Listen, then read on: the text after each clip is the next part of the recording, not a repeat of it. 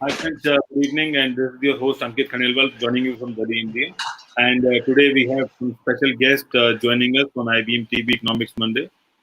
Jim is joining us from California. We have Billy from down under Australia, and we have Sasha from Canada. How are you? Welcome to IBM TV, and good morning to all, and good evening to Billy. Thank you. Thank you. How you guys doing? How you guys doing? All All thumbs good, up. all well. How was the weekend? Oh, the weekend was great, really great. I've visited my friend yesterday. I went with my wife, the one who provided this haircut navigator. And he was not there. We didn't meet him anyway. So we had nice barbecue and just socialized and discussed the haircut, how we could improve next time. And really had a good time. Then we played some backgammon and I lost yesterday. Oh, Yeah, that ruined my otherwise very nice week. But other than that, it's all good. Followed a lot the news of American politics, and we discussed with my friend actually quite a bit. We came to the conclusion that no one can discuss seriously American politics before reading this. Dark dark money. money. Yeah. Yeah, it was a bestseller. It's fantastic, well-written, well-researched book. And unless you read it, you don't understand what. Sorry, not a good word. What you are. uh, my grandson loves this word, and I'm trying to tell him not to use it. In any case, nobody in his right mind can discuss American politics without reading this book. Whoever, without reading these books, is making some um, uh, observations and talking about it, you're looking at second-rated person. You're looking at somebody who just like a 12 years old kid who just doesn't understand what he's talking about. I'm sorry to say so, and I don't think that anybody who didn't read this book can challenge me in questions of anything to do with U.S. politics. It's just as simple as that. Just engraved uh, in the wood. That's it. Well, Sasha, you've thrown down the gauntlet.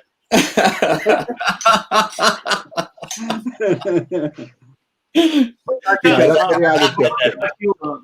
So Jim and Yes. Sasha, forgot to ask you on Saturday. I mean, I read a news. There's a game coming up between space and Earth, a chess game. Are you aware about it? What game? What is it? Game between space and Earth. Yes, So as yes. will Heard about play, that. Yeah. Yes. What was the first prize? I don't know. 2 I didn't weeks know on about the spaceship. when I read the article. They say that it happened 30 years ago as well. Yeah. I mean, there was a game, and then Yes. it was a draw, and now they're again planning to have a game. So, can you share something about that? Why it started, and what's going on in that game? So I think the space station lost its game. Yeah. Yeah, of course, because they couldn't cheat. Yes. And Yeah. who played? I mean, which player was there? I mean, who was playing against which astronaut? Well, I think there are so many astronauts. They already can make a championship league for astronauts to Yes. play, and That's that would be interesting to see. The NASA Federation of Chess. Yeah. Yeah. Well, I think that you should have them betting crowns on the astronauts' moves. Yeah, that would be quite interesting. Yeah, I'm not sure how many people would guess their moves, but that would be interesting to see. Somebody could be a big winner on some move that no one else thought of.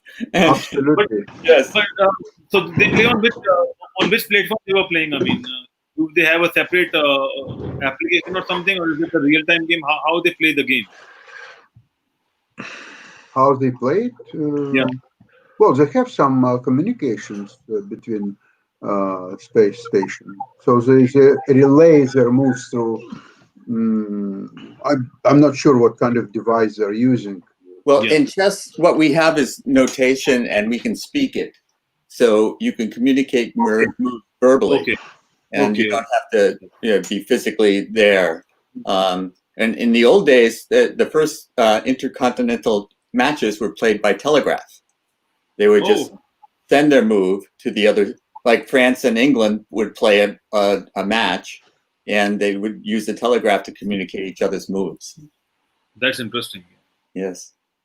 And So now yeah, so basically they're using technology of last century. Basically, just I think saying loud the move and saying, but probably they have some better devices than that. But I'm not sure really. I didn't look into it.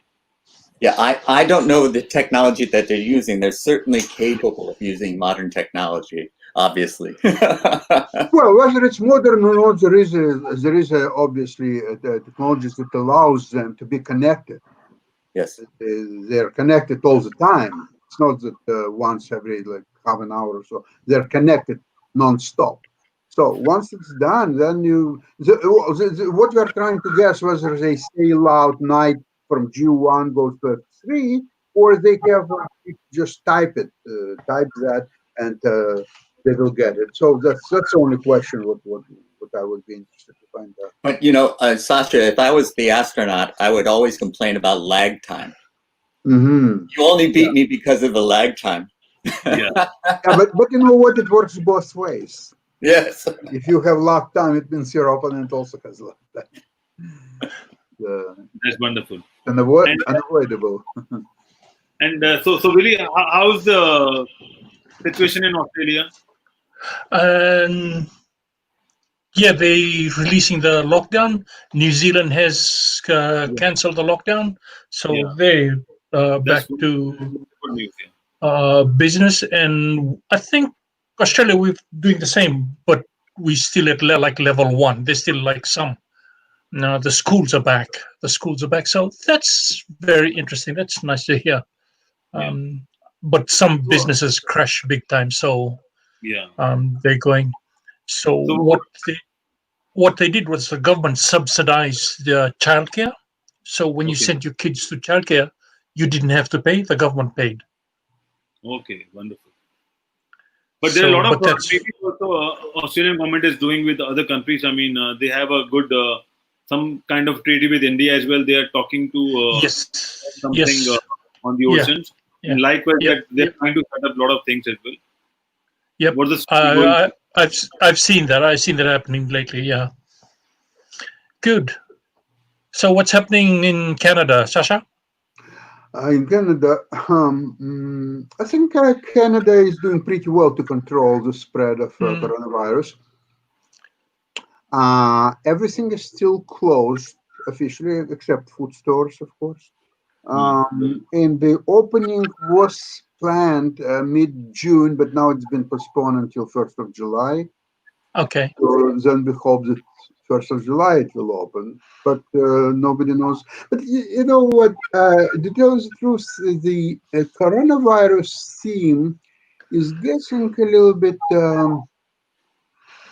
so to speak, on a back burner. You see, what's happened is that we know that the vaccine won't be available for next several months, maybe longer than a year. We don't know when. So there's nothing to discuss right there. Okay. Then we know that if you keep the social or physical distance and you wash your hands, then that's pretty good protection. And we are talking about it for the last 3.5 months, and I think there is nothing new we can tell our people or ourselves or anybody, okay? So we all know that as well.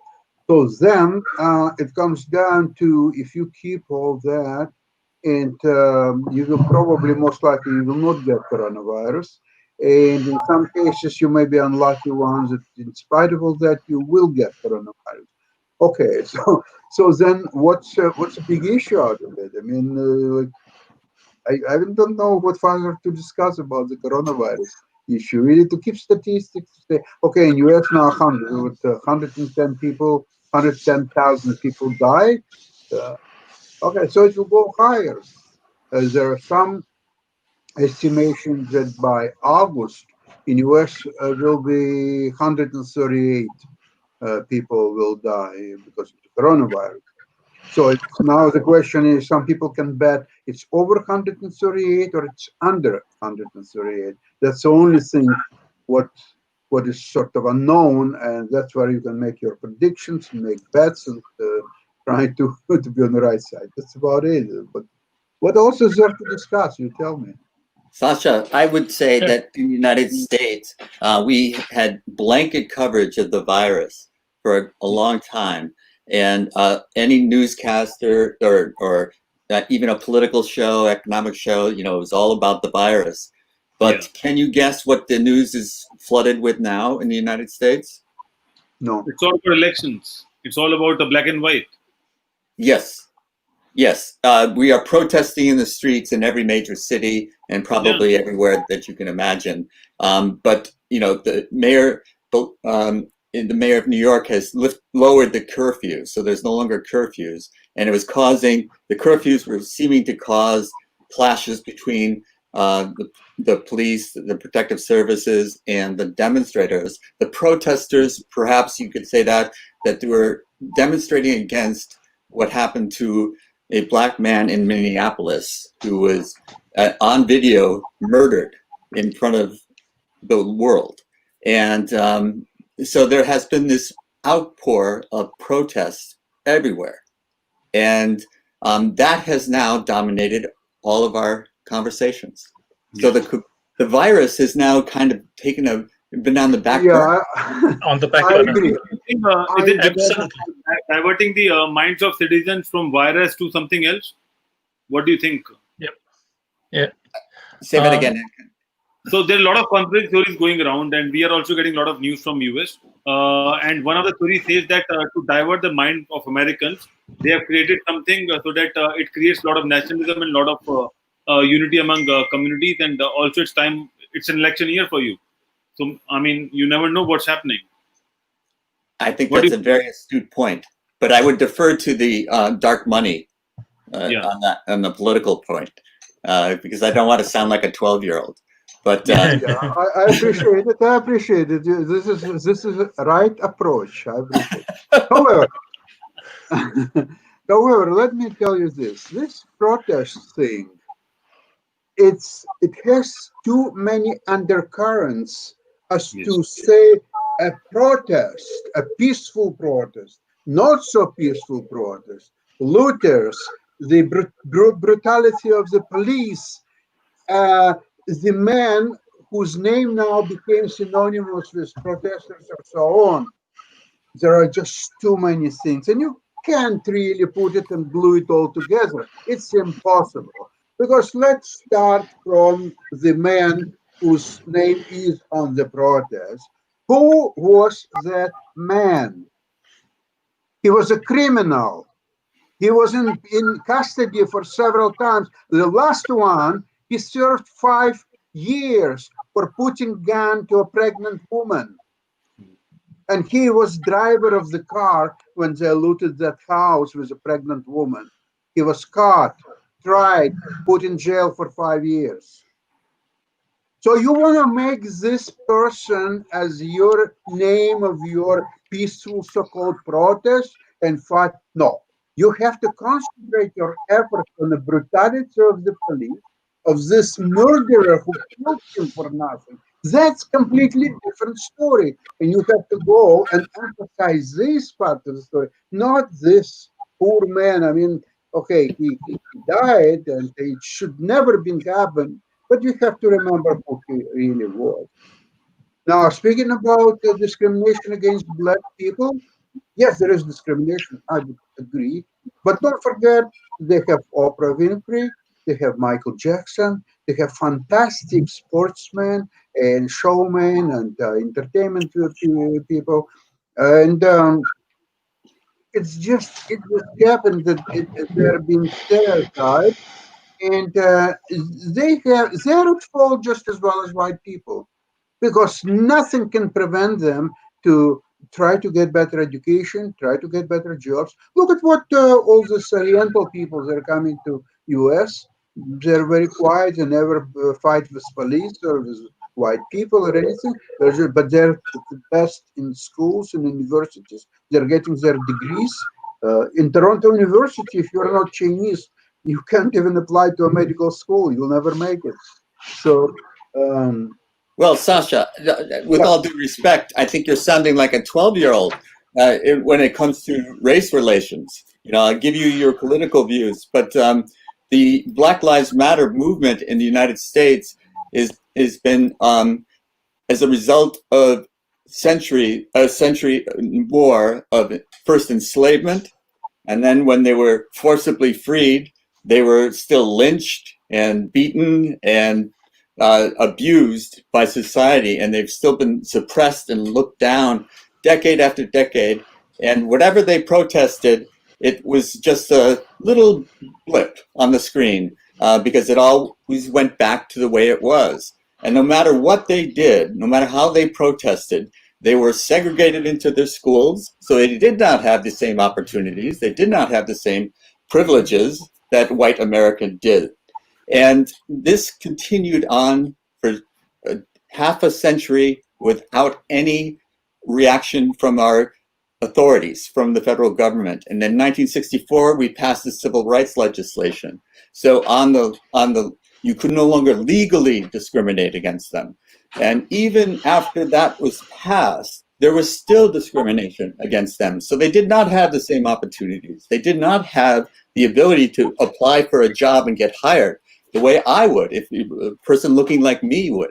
And so this has been bubbling up for generation after generation after generation. What we're seeing is an explosion of all those years of frustration and no legal recourse, no recourse of any kind available to them. So now, yes, you see rage. Some of it, you could say inappropriate rage, if there is such a thing, of breaking and vandalizing and that sort of stuff.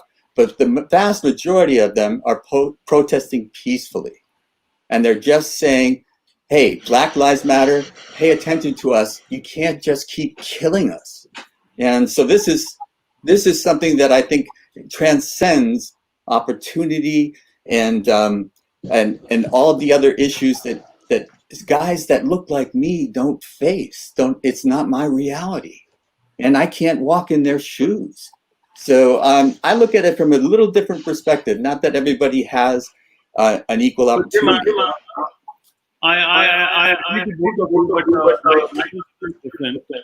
I'm sorry? Am I audible correctly, or is there something going on? Am I audible fine? You're starting to echo. Okay. I'm going to mute myself and see if that helps. Yeah, I think so, because I can listen to myself. Is it better now?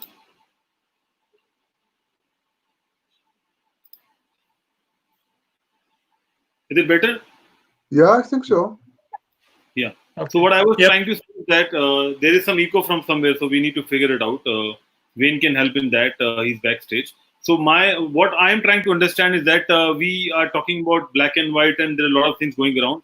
But if I ask you a basic question, who is the 5 popular Americans as of now in the current scenario?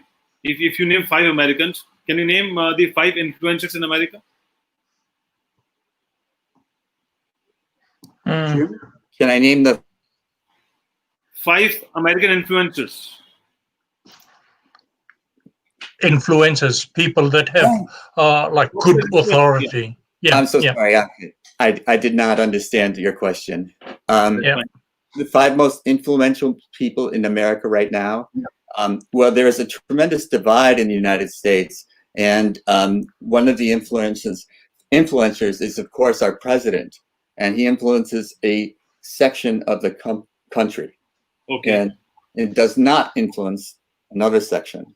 Okay. And so we have this great divide that has become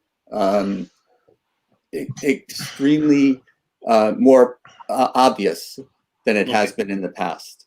And so you have to narrow your focus down, like who is influencing. Like if I went back a couple maybe a decade or two ago, Oprah Winfrey was one of the greatest influences in the United States. True. You know, she had a book club. Everybody read the book. I wanted to ask you on similar lines because I wanted to hear influencers who is a white and who is a black influencer. So it's not about black and white because people who follow Oprah and Winfrey, they follow across USA, and she's a black lady. That's correct. And Michelle Obama was a wonderful first lady. Michelle Obama. We have, and if you talk about sportsmen, you have a lot of black sportsmen in US. I mean, Michael. Yes, but for every Michael Jordan, there's 10 million wannabe Michael Jordans that didn't make it and didn't get educated and don't have. But my point is that if a person is good and if a person is a leader, no matter he is black or white, people will follow that person.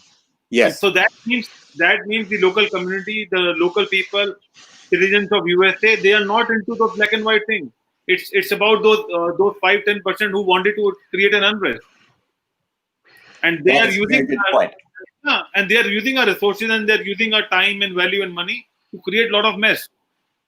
And if you ask me as a non-American, 5 influencers of America as of now: Michael Jordan, LeBron James, because sports is bigger than politicians. Politics will happen in 5, 10, 15, 20 years. But if a sportsman is there, he will stay till whatever he can do. And same thing goes with the Hollywood musicians and things like that. So Michael Jackson was one of the top persons. Then we have Michelle Obama. She was not a politician, but she's a very popular lady. Everyone knows of this. She's still very influential. Then Michael Jordan, LeBron James, and then there are a lot of, and they all are black. Oprah Winfrey. I mean, everyone knows who is Oprah Winfrey across the globe. But I would make this point. Jim, I'll give you one more small example. So in India is a big country. We have urban, we have middle class, we have rural, and we have people who are in backward areas as well. So there was a reporter from National Geographic. He was visiting one of the rural areas in India, where there is no internet, there is no telephone line. Okay. So the person asked them a couple of questions. The first question was, what do you eat? So they said that we eat a lot of fruits and vegetables from the trees, and that's how we live our life. And they have water and they have shelter, and that's like that. Now they asked them, do you know Michael Jackson? They said yes. And they were surprised because there is no newspaper. There is nothing. And those people know about Michael Jackson. So that means we don't need any communication. It's just, I don't know, how it happened, but that is a true story. Yes.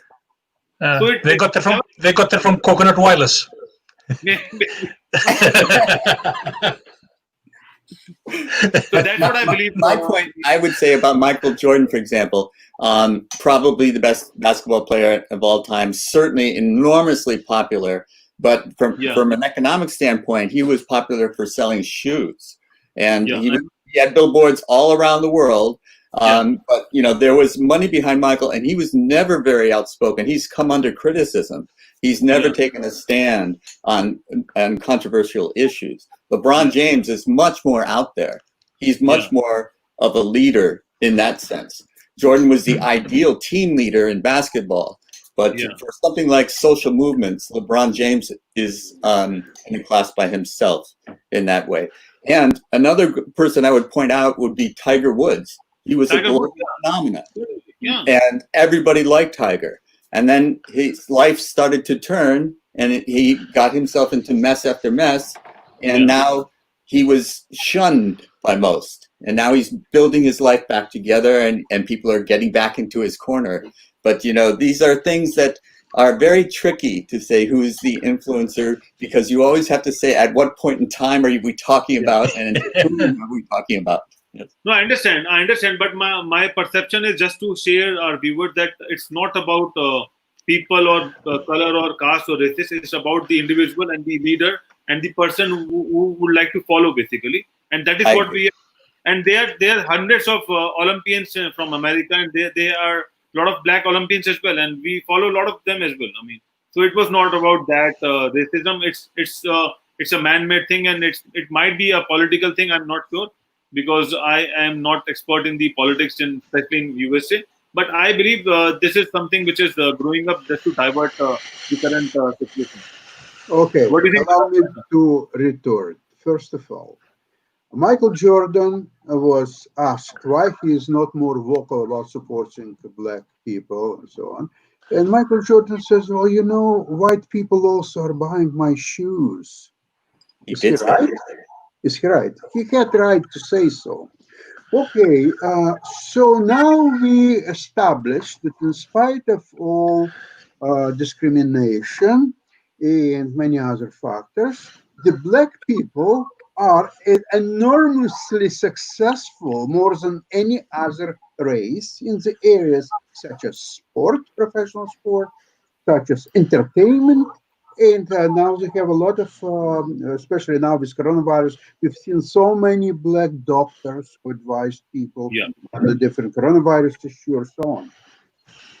So now speaking about history of discrimination, we all know that the human beings are very aggressive species. They were fighting for last 300,000 years. And actually, one reason why the human sapiens, they went ahead and Neanderthals falls apart because they had better developed brains, they could communicate better, they could act together as a unit much better than Neanderthals and others. Now, because of the particular history of the world, we know that white European race by the around 16th century was far more advanced than any other race, nation, religion on earth. Although 200 prior to that, the Chinese were far ahead of any European nations.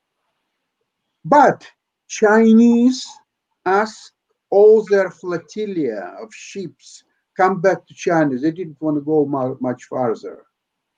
They were not curious to find out what is there. Oh, I'd love to investigate what's happened over there, over here. No, they were not curious. But Europeans were very curious. And by the way, one of the reasons why, for example, Europeans, like Western Europeans, Italians, for example, they were so much ahead of others, including Russians, for example, that Italy, Greece, by the way, too, they had very peculiar shoreline, and to navigate and study that shoreline, they had to make very detailed maps, and they have to show, they have to memorize a lot of things, understand a lot of things. And so their brains developed really, really well, and they were very curious people. This is why European nations of 15th, 16th century, they conquered all world, everybody, except, by the way, the only country that was always independent in its history was Thailand.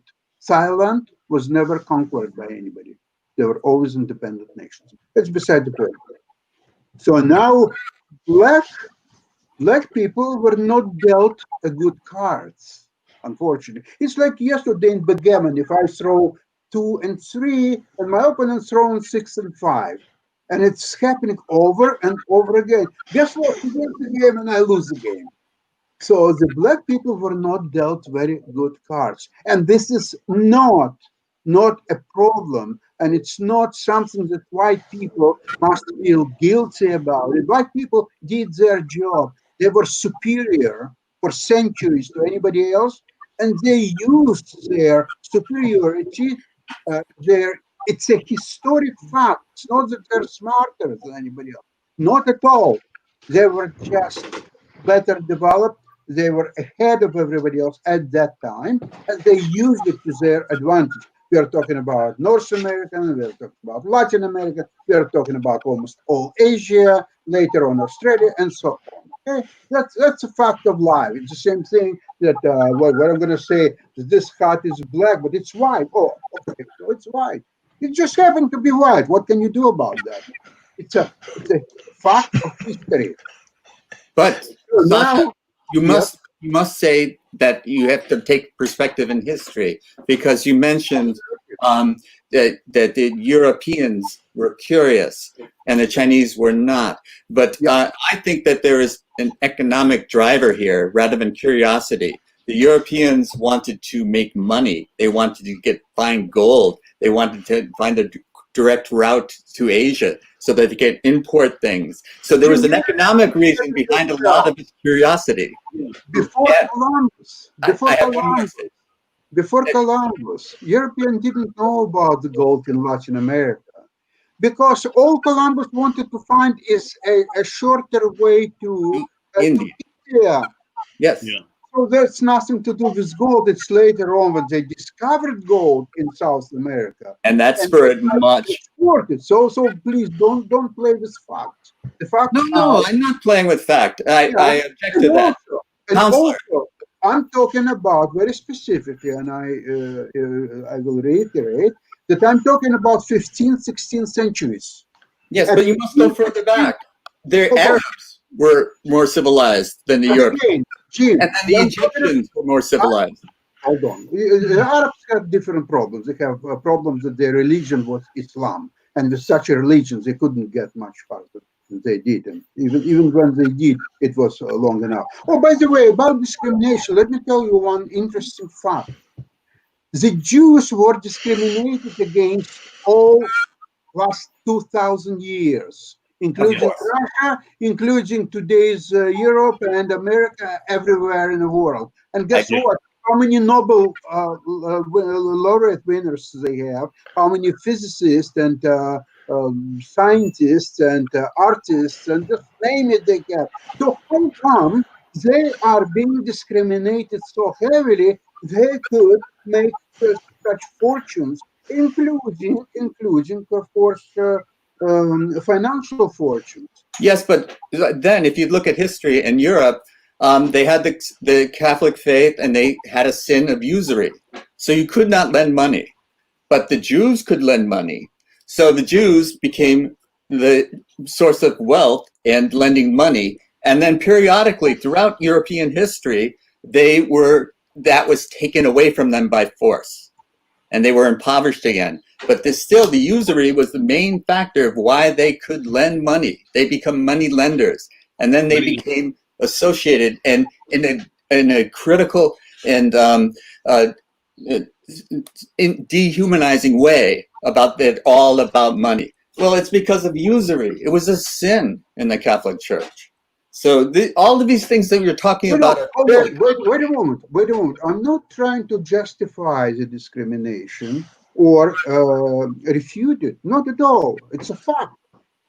It's a very stubborn fact that in spite of huge discrimination, they went ahead in life in a very substantive way. So even if blacks are discriminated, we already talked about several examples where they went far ahead in their life, in their professions, financially and otherwise.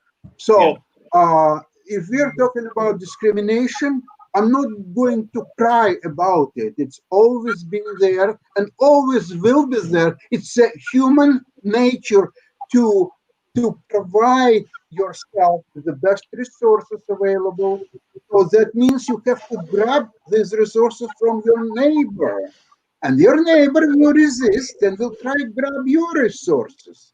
And whoever will be stronger and mentally fit and so on will prevail. So the competition is a part of human history, it's a part of human nature. And white will compete with blacks. And blacks have to learn how to compete with white. And nobody, all these things that, we are guilty, we discriminated you for last. But if I was playing poker with you. Garbage, complete garbage. Alexander, if I was playing poker with you and I got dealt 5 cards and you got dealt 2, what are your chances of beating me in a card game? I will be stupid enough to play such a game with you. Obviously, I'm not going to play that game with you. Furthermore, I will try to get away your 5 cards and keep my 2 cards and make sure that I will have 7 cards and you will have none. That's what I'll try to do. Yes, I understand your point. But again, we're talking numbers. And in economics, we must talk about numbers. And there are just many more Black people than there are Jewish people.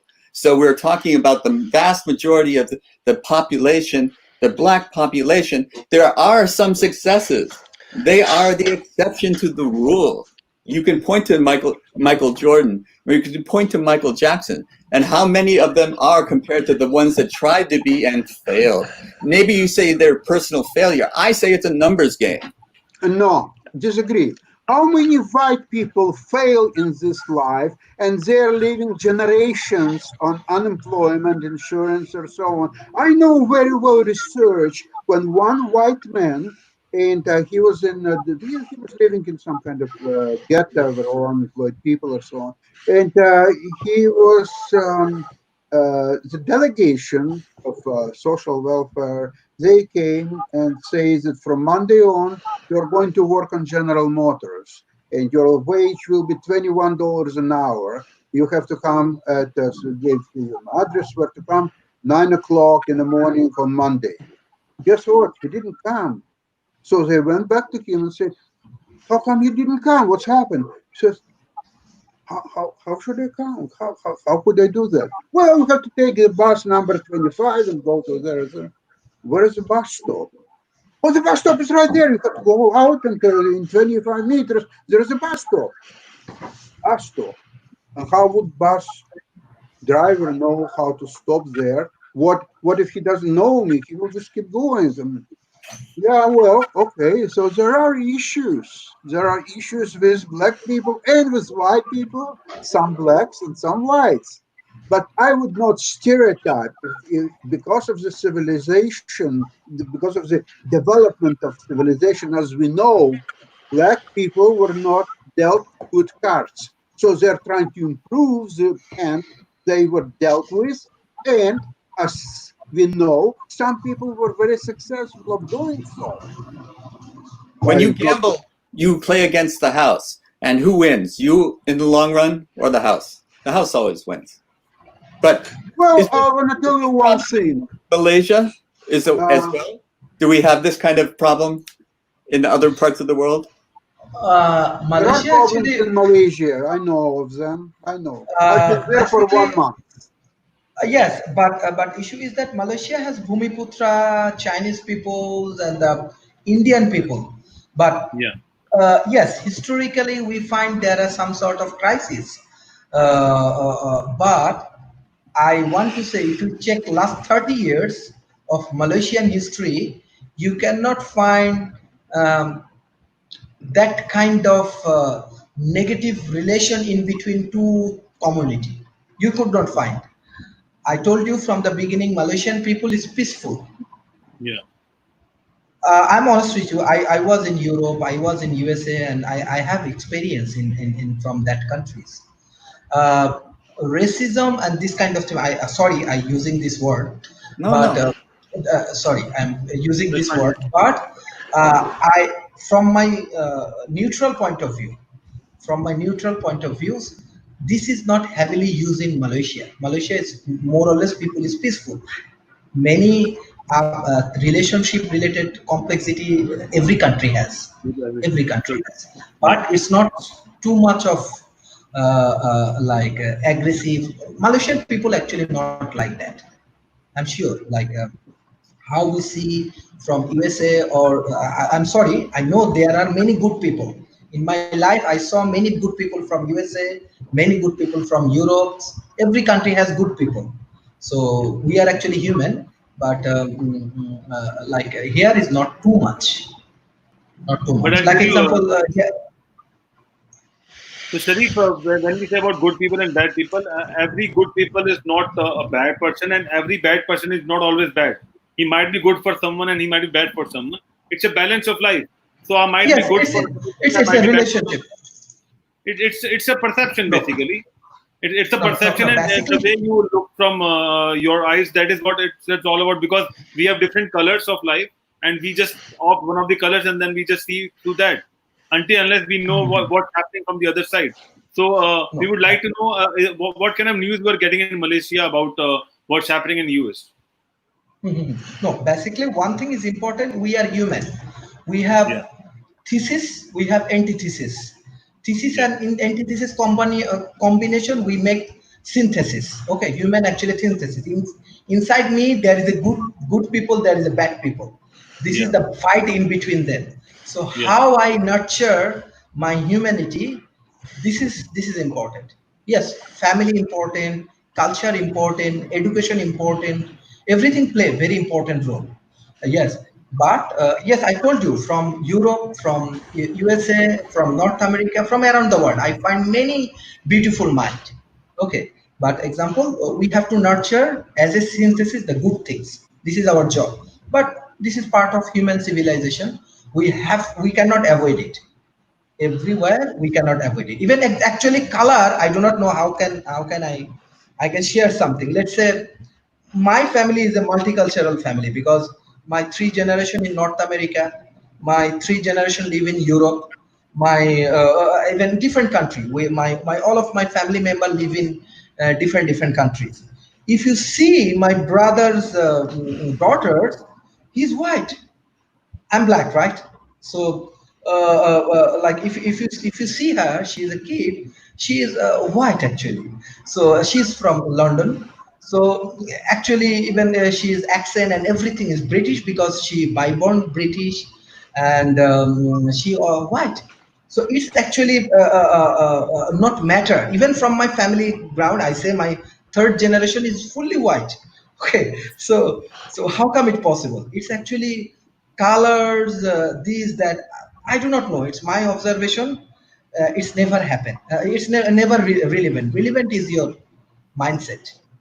How So, you can so Sharif, I completely agree, and I appreciate the way you explain. And right now on IBM TV, we can see we are from different countries, different continents, and different colors, and we are sitting on IBM TV. So this is the Yes. best example. And I'll Yes. tell you what happened in India, because we are making a joke of what's going on, and joke is just in a positive manner, that people are talking about black and white. No one talks about brown color, and we are brown in India. Yes, true. Like So why did you talk about black and white? yes. Because Like There's also the Latin culture is also they think of themselves as brown as well.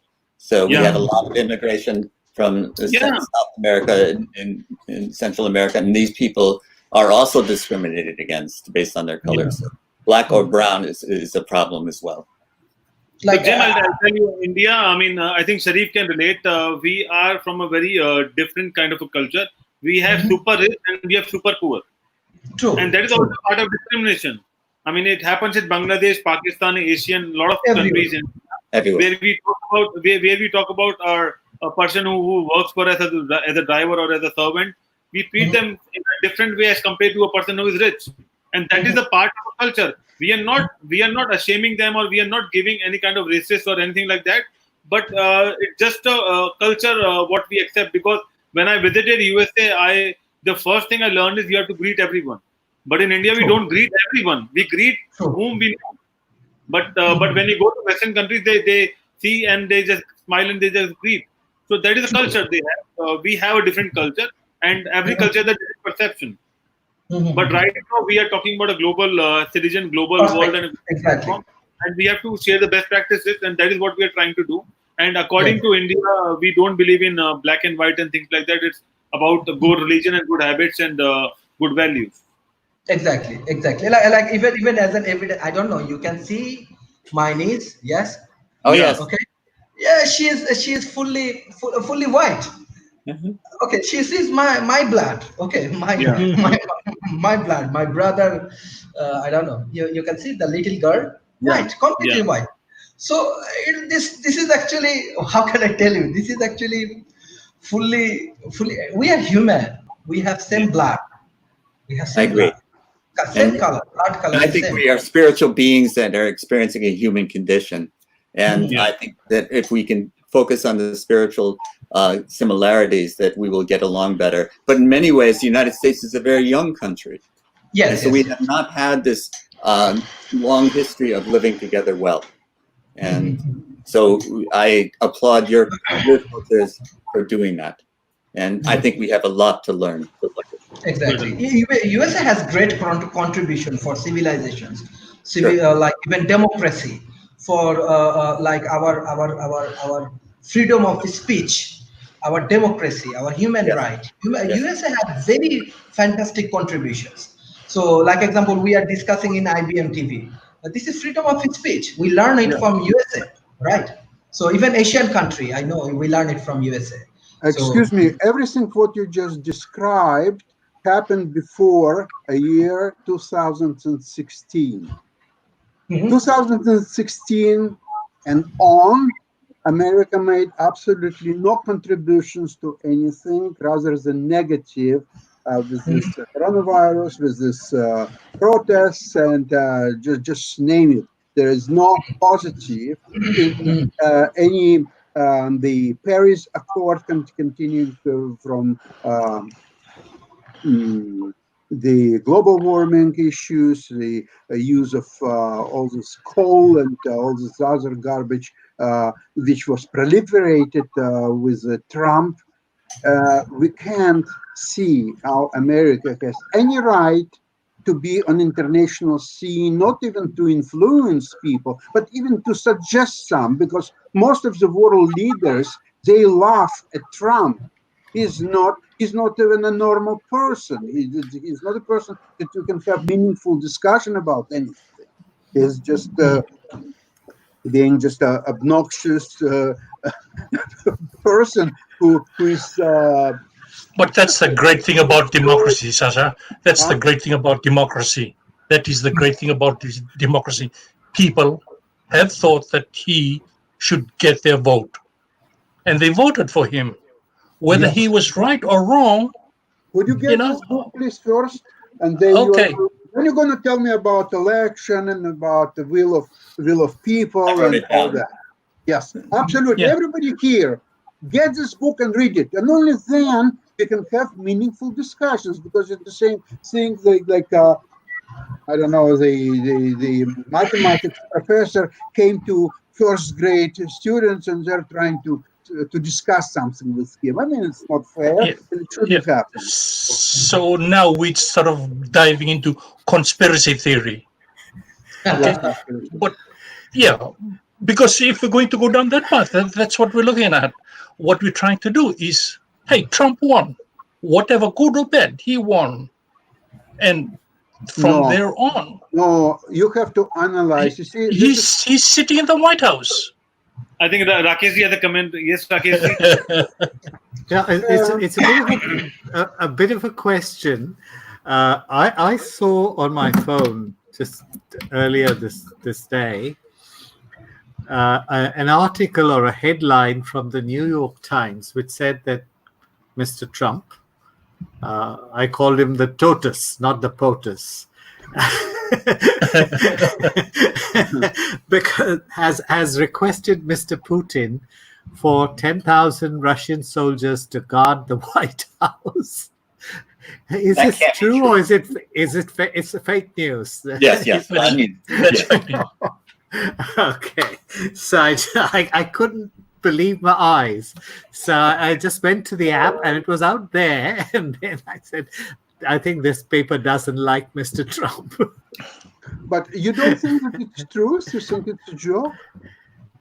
I don't know. You know, to me, there is some law in the US which says that you cannot conspire with an enemy of the state. Oh, we And I impeached believe, that. it would be like removable impeachment for that, you know. Well, it should have been. That's what I understand, but I don't know. So I just thought, because some of you are residing in the US, I thought I'd ask the question. No, You know, I have a good understanding from what I'm hearing. I think your Yes. understanding is that right on. We did impeach him for meddling, with having a foreign a country interfere with our internal affairs, and he was not removed. But many of us believe he should have been. But what the problem is that Trump has got so many of our senators scared that they will be primaried and removed from office. So in their desperation to cling to power, they gave him a free pass. Go ahead. Go and allow a foreign power into our country. Let them meddle as they will. And it's not American, but it's what we have. But remember that in 2015, Russia moved their armed forces to Syria. Yes. And the reason that they did that was that Sadat, what's his name? The Syrian leader, Assad, Hafez Assad. At that time, it was Hafez Assad. Assad. Yes. That Assad asked Putin personally to move his armed forces to Syria to protect the democracy, to protect whatever there is in Syria. Okay, fine. So, and Putin did so. And not only that, Putin then asserted that Russian forces are there by invitation of the ruler of the country. So they are there legally bound and they can stay there as long as they want. And American forces have no right whatsoever to be in Syria because nobody asks them, no Assad or anybody else. So American forces have to leave Syria. Hold on. So right now, if the ruler of the country, such as US, somebody, Donald Trump, can invite Russian forces for various reasons, whatever reason must be. So he has legal right to do that because he's a US president, right? So Putin now can move Russian forces into Washington because he was asked by president of the country to do so. So that's also legal. So now you have Russian forces in the middle of Washington. Then where do you go from there? I understand Mr. Putin refused. He didn't think it was worth guarding the White House. You know, I came into this show very happy, and now I'm getting very depressed. But I'm going to tell you something. You know, I'm following a little bit Russian media, and so now they make noises that. Remember, we were talking about Alaska, and I suggested people to visit Alaska as soon as possible, because in a few years it may not be possible at all, because Russia now is saying that the lease of Alaska to America has expired, and Alaska now has to be returned to Russia. So if that will happen, then somebody like Donald Trump may consider doing exactly that. Then Alaska is becoming Russian territory, and no U.S. citizen without visa. I understand it was an outright sale, Sasha. I understand it was an outright sale. It wasn't a lease. So wait a second. They found a secret protocol. They suggest that although technically it was a sale, but in reality it was a lease for 100 years, and that lease has expired now. And all the sale documents were made simply to justify payment to Russia. But payment to Russia was actually a loan. The loan was forgiven, and the land has to be returned to Russia. That's what Russians are saying. It's not me. I have a question to all the panelists. I just wanted to understand, because we're talking about a lot of external forces interfering in countries' political scenarios and things like that. But while doing this, can we also unrest the economic situation of a country? Maybe if something happened in Russia, or if Russia does something externally, can that impact an economic condition in USA? Or vice versa? Well, you're talking about economics. Obviously, you're talking about, first of all, about United States. And United States, there is a decoupling of stock market and real economy. In the real economy, we are talking about 20 million plus jobless people, probably much more. And stock market is every day making new highs. So there is, again, it's a question. It's not even so much racial segregation. Now it's economic segregation of white people, not well-to-do people who have no jobs.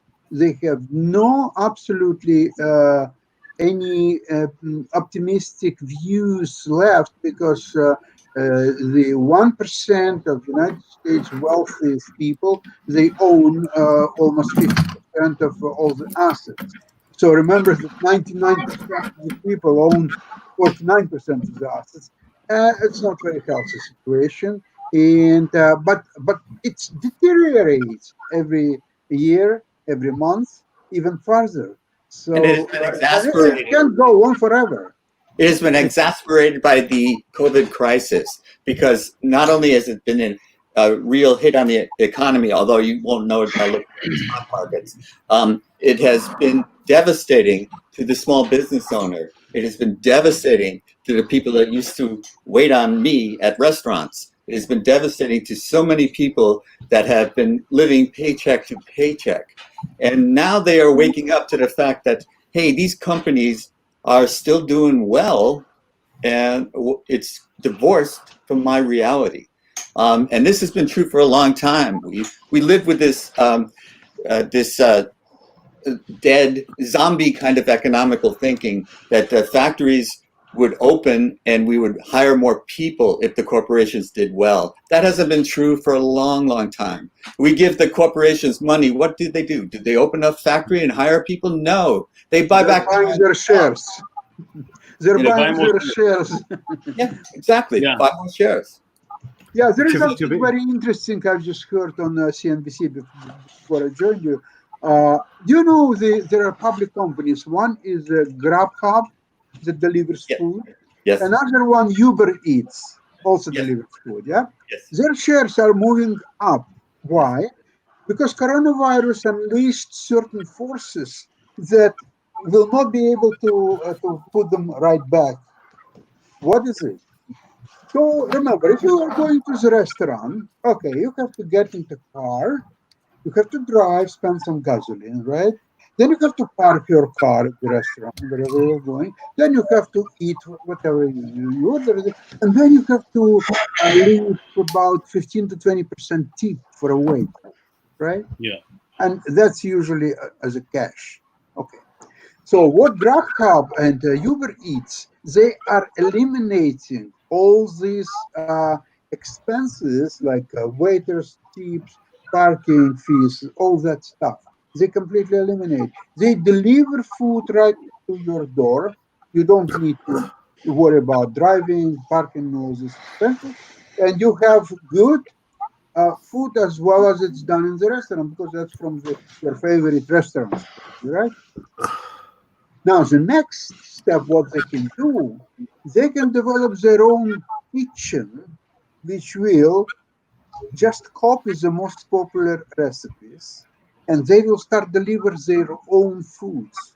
So the restaurants, many restaurants, they will go out of business if they didn't already, simply because Uber Eats and Grubhubs, they will Yeah. have their own well-efficient, well-run kitchen that produce probably as good food as any restaurant can produce. And why not?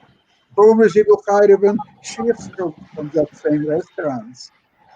So there is a great transformation of a restaurant industry in Canada. And many, many, many, many more people will be out of it. That's all. That's the truth. What- But what is true about this economic change that Sasha so eloquently describes is also there's a social cost. Because my wife and I had what we call date day. We would go out to the same restaurant for lunch, and because we're older, we don't have date night anymore. We have date day. So we go out to lunch to the same restaurant. Everybody knows our name. There's a famous show in the United States called Cheers, where everybody knew your name. And so it was a social experience. And we would see other diners out that we would recognize and say hi to each other. And this social component is gone with Uber Eats. Grubhub. Yes, Yeah. agree. True. Agree. The other- there is a cost to the- this economic transformation. While there is Complete. transformation, there is also an issue of the dilution of monopolies. You know, you used to have a Monopolies and Restrictive Trade Practice Commission in India, just done away with. You had, I think, the antitrust laws in the US, completely diluted. And who suffers? The 99%. You see? And eventually it will be the 100%, because when you have monopolies, you have bad quality, because monopoly means that. Yeah. You know? Well, So we under the mantra of growth, people promoted the dilution of monopolies. The laws against monopolies, and with that has been very short-sighted. And unfortunately, both Democrats and the Republicans in the U.S. were co-conspirators in this. Likewise, in India, you had all the political parties jumping on a bandwagon. And who suffers? All of us. Middle class, poor, rich, all will suffer. If you don't have something that prevents monopolies, then you're an economic communist. You're an Very well economic said. communist.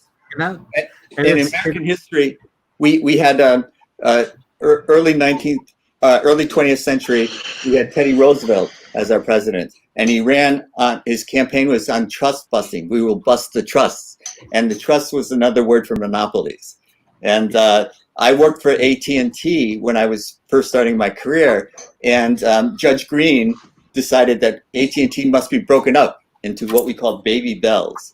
So we had 6 bell systems instead of one giant corporation. So we have had these phases where monopolies take over and then we bust them up, and then they take over and then we bust them up. And we're seeing it even now in social media with the Facebook over, and now, oops.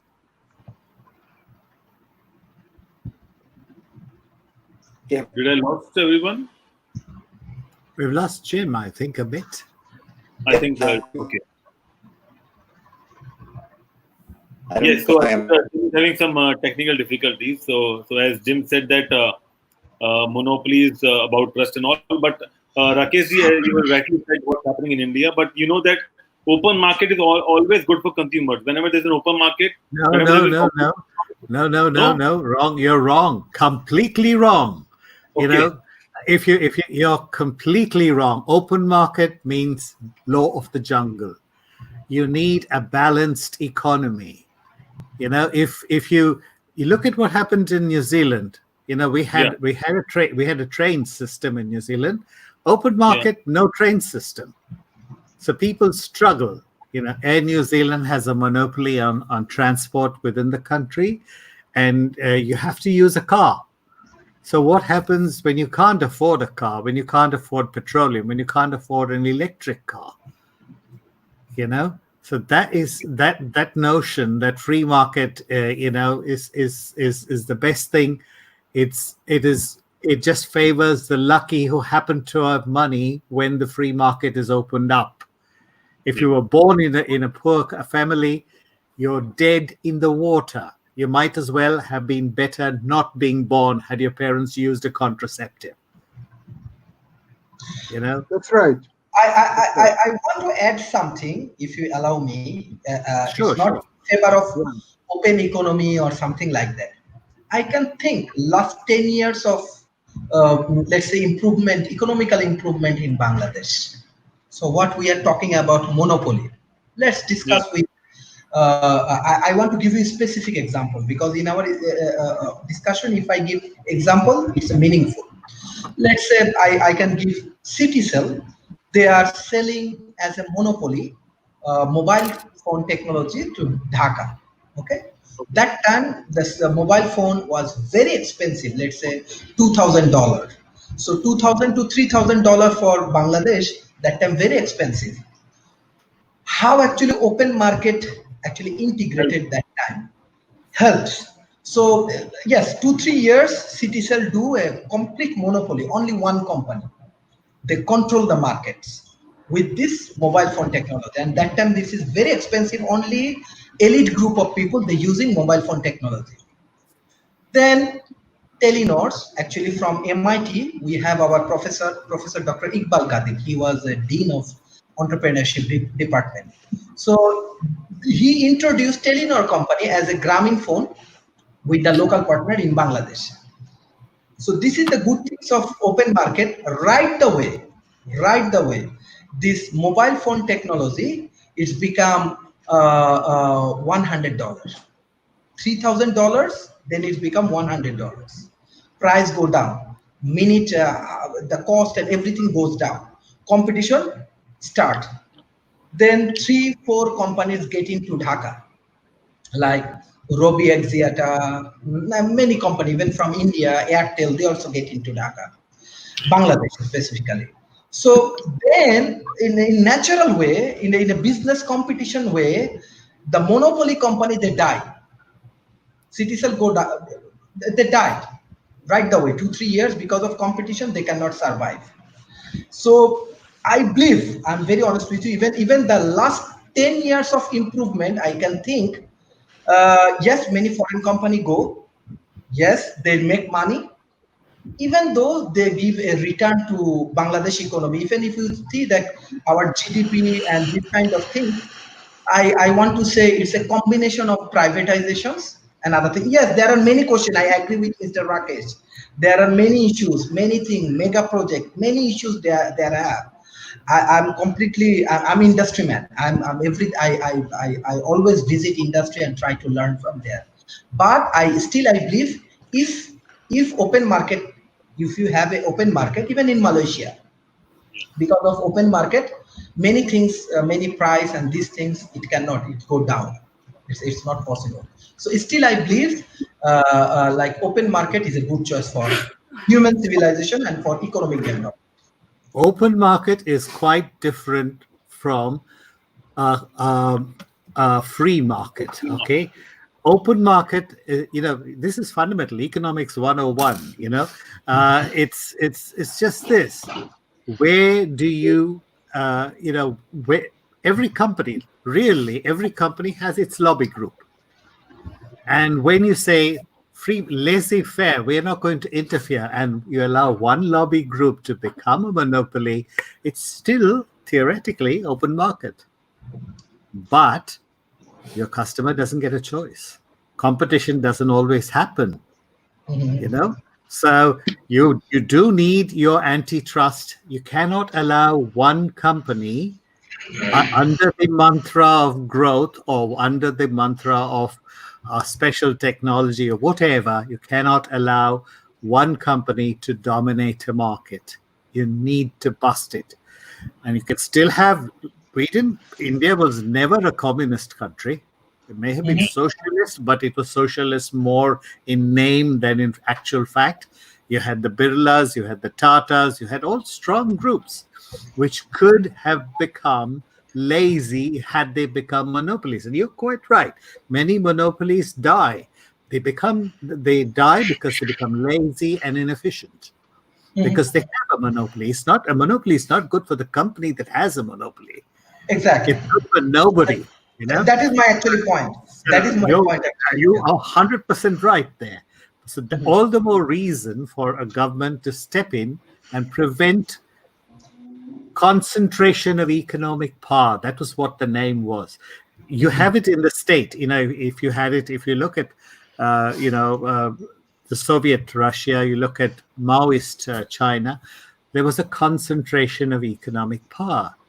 That is what we don't want, because concentration of economic power is bad for the entity itself, it's bad for society, and it's bad for us, our own self-interest. Rakesh, concentration of power leads to concentration camps.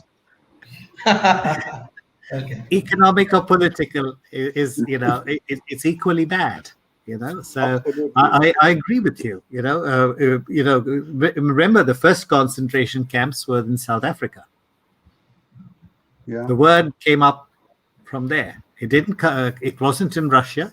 It wasn't in China. It was in South Africa, the very first concentration camps, even before Hitler.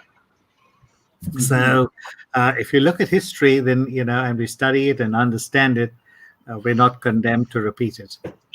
But I don't think that Hitler or Stalin studied from South African concentration camps. I think that was in their brains anyway, and they would do it regardless. The idea was there.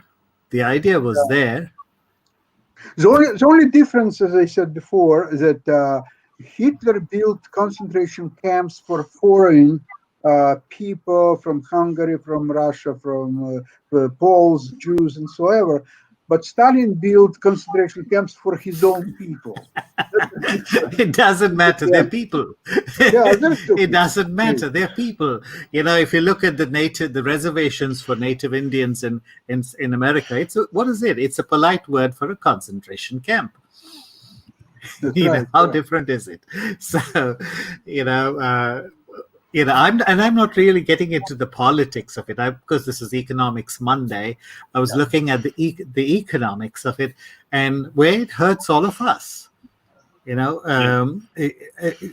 If you could have the arrogance of Henry Ford that you can choose any color provided it's black, that's a kind of incredible arrogance, because because of open market, he still had that commanding concentration of power.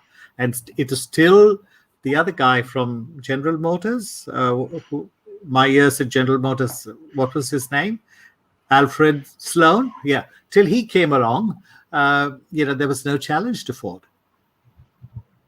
He united all those companies, and then there was a solid challenge to Ford. That competition is the key word, as Rana said beautifully. Competition is the key word. If we have to prosper as a society, as a country, as a group of nations, international, economy, we need to have competition. Well, but look at what's happened in the United States around even before a year, say 1970s, for example. There were very, very few foreign cars. Most of them were big three. It's Chrysler, Ford, and GM, right? So from 70 on, they allowed Japanese cars to come. And they were like small little Toyotas and something. People wouldn't take them seriously at all. German cars came, they were expensive, and very few people were buying them anyway, so nobody paid attention to Germans either. So then the time goes by, and there is more and more Japanese cars being sold. They're becoming better and bigger, and German cars are always as good as they always were. And today, very few people are buying. As a matter of fact, when last time I had many, many cars in my life. I like cars, and I had many cars. Now, from U.S. manufacturers, I had only in 1987, I bought Chrysler LeBaron. It just came. It was like cabriolet style, two-door cars. I just liked the look of it. That's why I bought it. But all the rest, I had either European cars or Japanese cars. And they're much better built. It's much easier to do the maintenance. They keep their value very well, even if you want to resell. American cars don't keep the value at all. I mean, you drive them for 2 years and you'll get maybe 25% of whatever you spend. So this is now you want to tell me. So the competition is good or bad? Now, for American car manufacturers, it's probably very bad. Do you know, Sasha, that Toyota owns shares in GM? Yeah, why not? and so there's a lot of cross-holding. There's this exchange of technology, and yes, the Detroit was sleeping while the Japanese car industry, was encroaching on their territory. Lexus was luxury export to US, all that stuff. Not going to bore all of you with that stuff, but I would say just this, that somewhere, people got lazy. Somewhere, people thought that, we would be protected by the government. Yes. Japan doesn't even have steel. It has to import the iron ore. So if anything, it is an indication of how, competition and determination. They won an economic, they may have lost the political war against the US, but they certainly won an economic one. You know, Yeah, and now they own uh, shares in the Detroit companies. Yes, you're quite right. Ford has decided to give up manufacturing cars. They're only going to be in SUVs and vans and things like that, which is ironic for somebody who made the T Ford. You know, so it is quite sad, but it is also an indication of, you know, if you're committed. If the Japanese had not decided to make cars, no steel, nothing, battered economy after the World War, but they were determined to make cars. So they made them. And today they are the symbol of quality cars. The Koreans have also make good cars, and then all other nations follow. Germans have got a separate niche, of course, and I don't need to tell all of you. You're all brilliant scholars. But, you know, each one develops their niche. And in one case, sometimes it's just classic determination. I want to tell you about some very Yeah, good car don't- being a very good car being manufactured in Malaysia, by the way. The name Yes. of the car is Proton. And Yes. I remember my time when I was in Malaysia, there were a lot of Mitsubishi and Protons. somebody, yeah. Yeah. No, actually, from my project management consulting experience, I strongly engage with heavy manufacturing. What you say, this is actually true. Like example, General Motors and Toyota, they go for joint ventures. It's actually happened everywhere. If you go to India with Tata, they have collaborations. If you come to Malaysia, let's say Petronas, they have collaborations. If you go to USA, General Motors, they have joint venture and collaborations.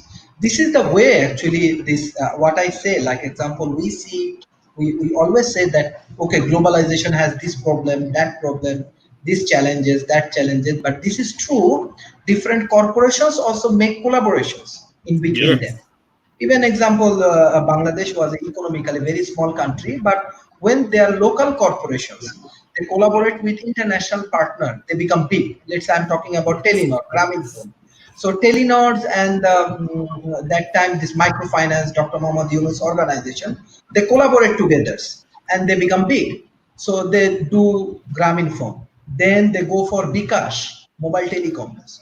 Okay, then they go for different technology. Actually, this is good, like technology come. Even example, few days ago, I was in Stanford University online conference. So Stanford Universities and Mitsubishi, they do a collaborations. So collaborations on modern technology. So what we are thinking, like example about the big corporation, they are also have collaboration. Like that is the way I say that USA has many contribution even in present world. Like MIT, Stanford, their technology actually integrated with this Japanese big corporations. Then they also integrated with local economy systems. And with the help of JICA, this Mitsubishi maybe in Malaysia, then in Bangladesh, then even Myanmar, then even India, they do collaborate. This is actually big corporations and their projects approach actually moving. So that's the way I think globalization in a sense is not bad. Sometimes Certainly it's not. But- It is what is the hope of human beings. exactly, but competition. What I'm talking that you have to be develop your competency. Spot on. Yes, like example, So, I sir, want. so I think we can rightly say that the economic approach for the current scenario could be competition, collaboration on a free market with national and global regulations. True. Like example, in Bangladesh, I work for United Group. So United Group go for biggest collaboration with Mitsubishi, with China, with India, with USA, General Motors. They have. So we find that okay, we have to develop ourselves. So okay, they send me Oxford, they send me Cambridge, they send me different area. Go and learn from them. So we go, we learn how they work, how their research system work, how their technology work. Then we invite them, let's say, in our corporation. So this is the way, actually, this is, I believe personally, globalization really help. Even if globalization do not move, many developing nations, they cannot. But definitely, major things what Mr. Rakesh said, that competition. We have to develop our competitiveness. If I cannot know what we are doing and is it right or wrong, then it will not work. So same way. And also, the big companies and the big, tycoons around the world, if they don't collaborate, they die their business in the current situation. Never. That's what the business is about here. Like every Tatas have invested around the world. It's not about in India. And I have a latest case about Novelis, which Tata wanted to sell in UK because the plant is not doing good. But the UK Prime Minister requested Tata, because if they sell that plant, they have 10,000 UK citizens are working in this currently plant. So they requested that please continue so that we can have that at least resource going on, and then we can pay to their people. We'll try to subsidize it and we'll try to overcome the situation. So there is also part of the same scenario where a person from India invested in a different country, and through competition and collaboration with government, they are still running that plant, no matter its profit or loss. So that is also one of the aspects of economic. Even in France, ArcelorMittal, they had a plant where it was set up. The blast furnace was set up in a certain area of France where there was iron ore, and then after so many years, there was no more iron ore. So they negotiated with the French government to shift the plant to another place. And then, of course, some people who were not willing to shift had the choice not to join. But those who were willing to shift could go to the new place, and then where the new blast furnace was and where the iron ore was. And, they could set up another plant there to make steel in France. Yeah. Arcelor was such a huge... I was in the steel industry for some time, and British Steel, which eventually was taken over by Tata's, now taken over by a Chinese company. Then you had Jaguar Land Rover, which is again having a complete revamp in technology. Globalization is a must, because when we are interdependent, there's a greater chance of avoiding a war. If we are independent, we will have wars, and war is disaster. War is going to cost a lot of people their lives, and I'm afraid with the kind of nationalism that is going on now, this is pretty similar to 1930. And I am really worried that eventually there will be a complete and bloody war, which will cost. Again, when elephants fight, it's the grass that gets trampled. It's the poor who are going to be hurt. The middle class become poor. Nobody is going to get away. The rich become middle class.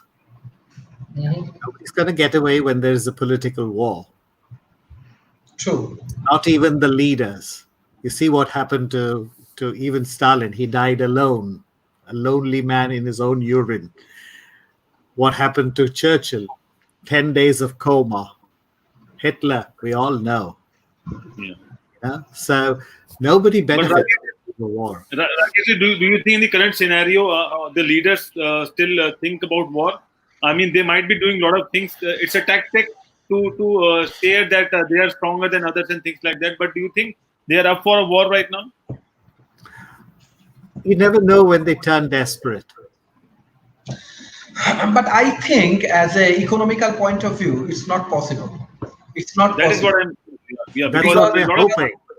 Because not hoping, because when any policy and strategy they develop. So, like example, even in globalizations, fact is that even any nation go for war, they have business motive. This is true. Very they true. have business motive. So, in that situation, any country, I do not believe, any country is not in right shape to make, even in between this war, they make a business. This is quite impossible. Do you know why we're not having a war as yet? It's because the Minutemen, or the Minutemen, I don't know how you pronounce it, was the technology is 1963 technology. The Sarmat is 2019 technology. And the DF-31 is also 2019 technology. That's the reason we don't have a war. but I still doubt because war also brings a lot of economics to a lot of companies and countries, and that's what they sell a lot of defense equipment, and that is what's happening in India as well. I mean, we are buying a lot of defense because just to match up what the other side has. So, I mean, we can't say what the politicians have in mind, but I still have a doubt that war will still bring. There is no one will win the war actually. It's always a loss, maybe. Nobody wins a war through history. That's what I'm saying. Okay? Yeah. Through history, nobody wins a war. There are Pyrrhic victories. But how many wars have we had since history? Yes. Yes, Okay. we get Pyrrhic victories. And it needs a demagogue, somebody who says, we are going, this people are the enemy. Hatred is so easy to whip up. Kimberly mentioned it in one of her posts. Love is hard. Hatred is easy. Yes. Yeah. And even trade wars are pointless in this day and age. But tell me, please, Rakesh, 150 years ago, didn't Germany demolish France in 1874? Well, they obviously not hard enough. They did get Alsace and Lorraine, from what I remember. I don't know the details straight off the top of my head. It was Otto von Bismarck who united Germany, and from that point on, Germany became the great force, a powerful force. But then what happened to the Kaiser? Kaiser is a different story. It's a different story. So it swings, these things swing one way or the other. I mean, Germany was probably already as much advanced technologically as England, and they were very jealous about English colonies and so on, and they wanted to take England on. The only problem is that they had to fight the Russia at the same time, and they had to fight on all fronts, and they lost it. Sasha, the funny thing is, the Kaiser was a cousin of the King of England at that time. And your Russian Tsar was also connected with Queen Victoria. They were all related. They were all something. Germany, technically speaking, Germany didn't even lose First World War. No. They didn't. They were all exhausted. All of them. Germany, France, England, Russia. Everybody was broke. Nobody could fight any longer. But the factor of United States entering the war, that actually put everything in different perspective. So that's why the Entente won technically the war, but they were destroyed. They were exhausted. They were absolutely. But wasn't the economic impact inflation, runaway inflation? Yeah, absolutely. So that's why I'm saying that, the United States, arguably, the Entente powers won the war with all the problems, inflation and unemployment, everything else. But without U.S. entering the war, that there would be a peace treaty, one way or another, and all sides suffered enormously economically, the loss of human resources, and just name it. Yes, but so that actually helps you with your thesis that there are no winners in the war. Absolutely, yes, no winners. Right. Absolutely right. There are no winners in any either trade war or a political war. There are no winners, and all that a war does is it is collective impoverishment. So you need to. It's what I said, that the nation state, that we're still talking from different nation states, is a tribute to our monumental stupidity. We should not have nation states.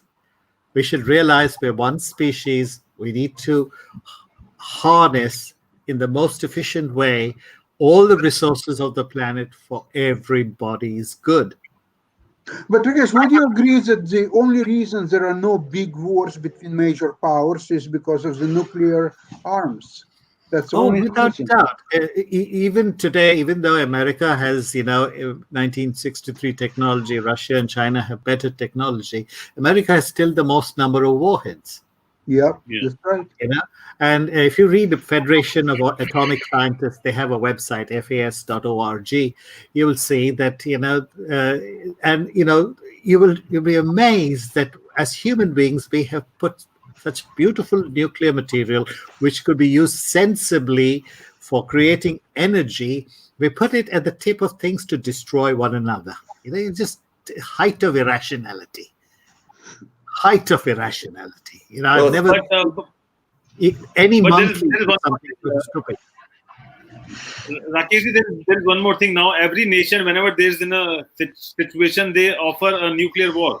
They said, okay, Yeah. we'll do something. That's nuclear. because I bad don't leaders. understand. Bad Just a button and they start talking about nuclear things. Testosterone. I teach English. I gave some of my students an essay to write. Would women rule this world better? Okay, just take a look at the women leaders that we have. Angela Merkel, Germany is not too bad as far as COVID is concerned. Just in the other, close to perfect. Look at the men. Putin, complete mess. Trump, complete mess. Boris Johnson, complete mess. Modi, complete mess. These are the guys, saying that they are the savior. Rakesh, what about Scott? Name them. I don't know about Scott Morrison because he seems to have done a fairly good job. I think he did it, because he listened. He's a little more humble. I think he's listened to the people around him. What about New Zealand as a shining light in the? Yeah, absolutely wonderful. Absolutely, she's going to win this election without a coalition. Women have more at stake. Let's look at our evolution. As men, we went out and hunted. So that was an act of violence, okay? But it was done for the love of the family. Sure. What did women do? They learned cooperation because if while they were alone, they were attacked by another tribe, all the women had to get together. And if one woman had food, another woman didn't, yes, imagine what would happen. So they learned how to cooperate. They learned how to sell the idea, hey, you feed my family today, tomorrow if I have food and you don't. So women learned cooperation better than men. And if you go back far enough, the women had to cooperate minding their children so they didn't stray and get eaten by an animal. Eaten up by a wolf or a tiger or whatever. So are we up for Michelle Obama? So by evolution, women are better suited to cooperate. So they should be the leaders. Are we all up for Michelle Obama then? I am. The rest of you. I am. I don't know about the rest of you. I would vote for her. Actually, Mr. Rakesh, And also, I would like to know from Sharif, what about Sheikh Hasina, because she's also running the country since a while. yeah, And I'm not aware much about her persona and how she's running the country. So, do you have anything to share? Okay, first thing first, I want to promote my research. Actually, my research in glass ceiling factors. Okay, I'm doing research in Malaysian University for women empowerment, and this is I have many research article. I think I share with you already anyway. So this is one thing. Second things about actually even in Malaysia, previously I saw this lady. She was deputy prime minister, Wan Aziza. She is wife of Anwar Ibrahim. Personally, I meet with her. Very nice. Bangladesh, I can say in that way, Sheikh Hasina doing good job. Yes, we have lot of things that still we have to improve. But women, how she manages actually power. Actually, I'm from a political background. Like my family, they have involvement with parliament and these things. How we easily say that political people have this problem, that problem, this thing, that things. When you sit in the chair, Yeah. I have 100% political neutralization. I never involve with that. Other than that, I involve with lawyers. But issue is that when you sit on this chair, you can understand how difficult it is. We can easily blame, let's say, Donald Trump. We can easily blame Narendra Modi. We can say Mahathir Mohamad, this, that. am sure from my childhood how I see politics. Let's say here is 6 people. 6 people has 6 perception. Let's say Mr. Ankit is the moderator for us, right? So when you have a million of people have million of thought. Let's say Mr. Rakesh, how you manage your classroom? Let's say how many students you have, how to manage these things. So when a lady, even she become prime minister for a long time, and she has to manage, because this is not a joke, there are many qualified men there, but she is in the power. So even politically, I can say in that way, we can easily blame politician. You cannot do this. You cannot do this. You cannot do this. But I want to give my honest opinion. I am not that kind of tough man. I cannot manage politics properly. That's why I quit law profession and I quit politics, and I do focus on research, education, consultancy. That's it. But believe me, from that chair, it's very difficult. Barack Obama once said, "This job changes you." He said, "This job changes you." What I came to, what I was when I came to this job, and what I was after I left this job, it changed me. That's what Barack Obama said firsthand. You could see it in his hair. You could see it. You could see it, absolutely. But Sharif, your political And everybody has that opinion. Yes. After so much of politics and law and other experiences, you are politically correct. One thing is that when I find out that, okay, I am not good for these things, I never go for argue, I never go for this job. Where I can focus and I feel peace, I go. But politically, what can I tell you? Already you have to understand, I have options to go for parliament elections. I never go. Because even if you are an honest politician, because from my family, from my father, I can remember. Yes, we are all of my family members, they are highly educated. That is the way we are earning. But if you go with country like Bangladesh, even country like India, if you want to be an honest politician, you have to do a lot of sacrifice. You cannot take care of your family. You cannot take care of your things. Even I'm telling you truth to this show. When my father died, we do not have any single money. Yes, we are educated. We do a lot of things. Even I never know how my father was a very successful lawyer, what he do with his money. But after he's died, I find many orphans, many peoples, thousands of people come and they said and they crying to me, we are getting support from your father. We are getting support from this. We are getting support because long time I'm actually outside from my country.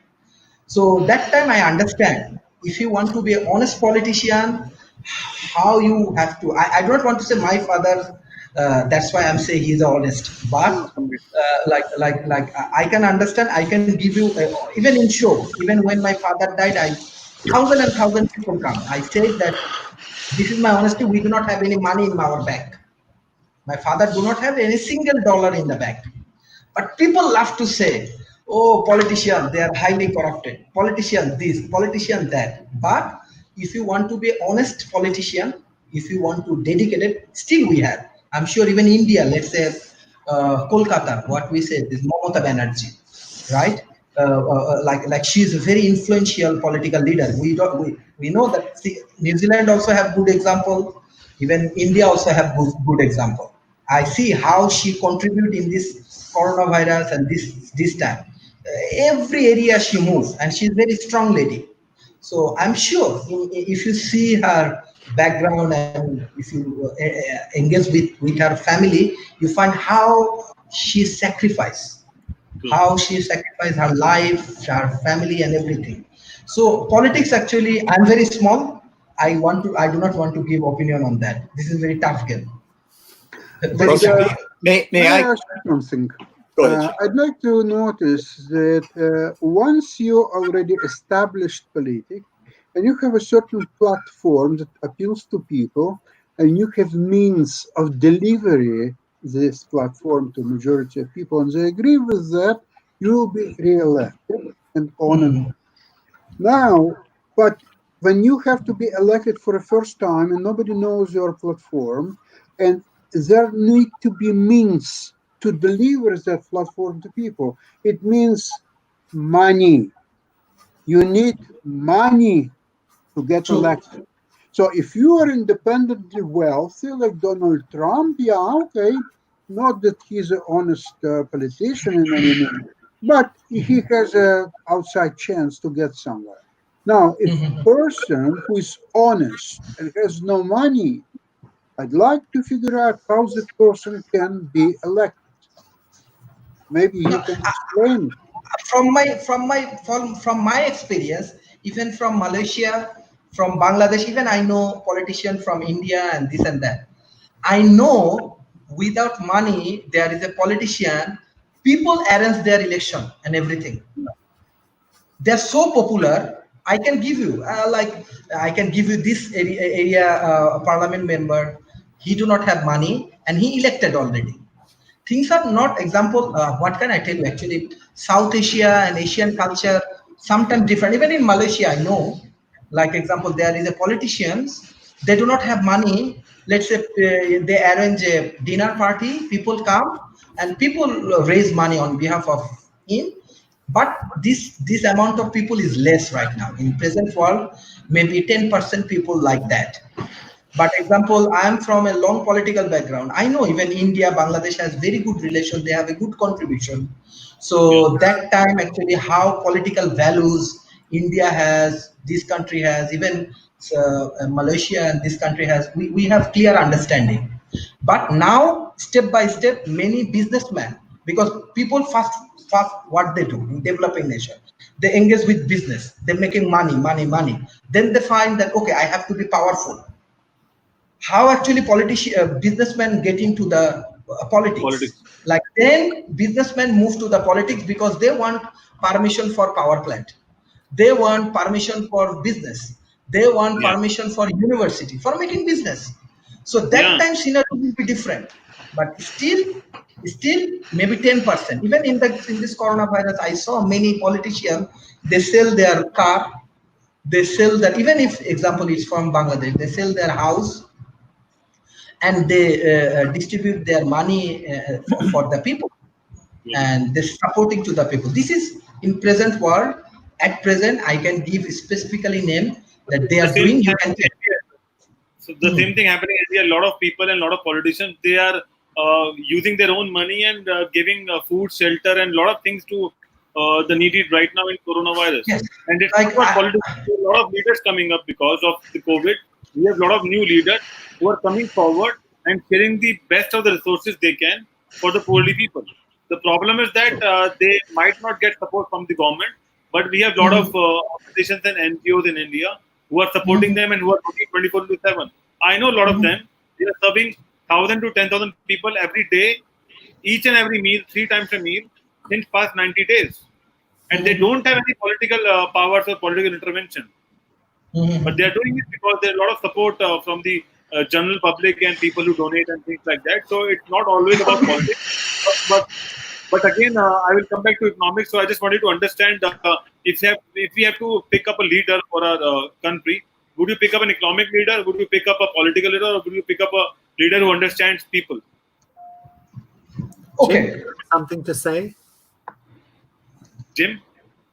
Oh, I'm sorry. I didn't. I thought the question was directed to Sharif. Someone who understands people would always be my choice. And I wanted to piggyback on what Sharif was saying and shift away a little bit from politics because I haven't read Dark Money yet. So I'm like a 12-year-old in the political world. But I did want to talk about the corporate world because I felt the same types of things that Sharif was expressing.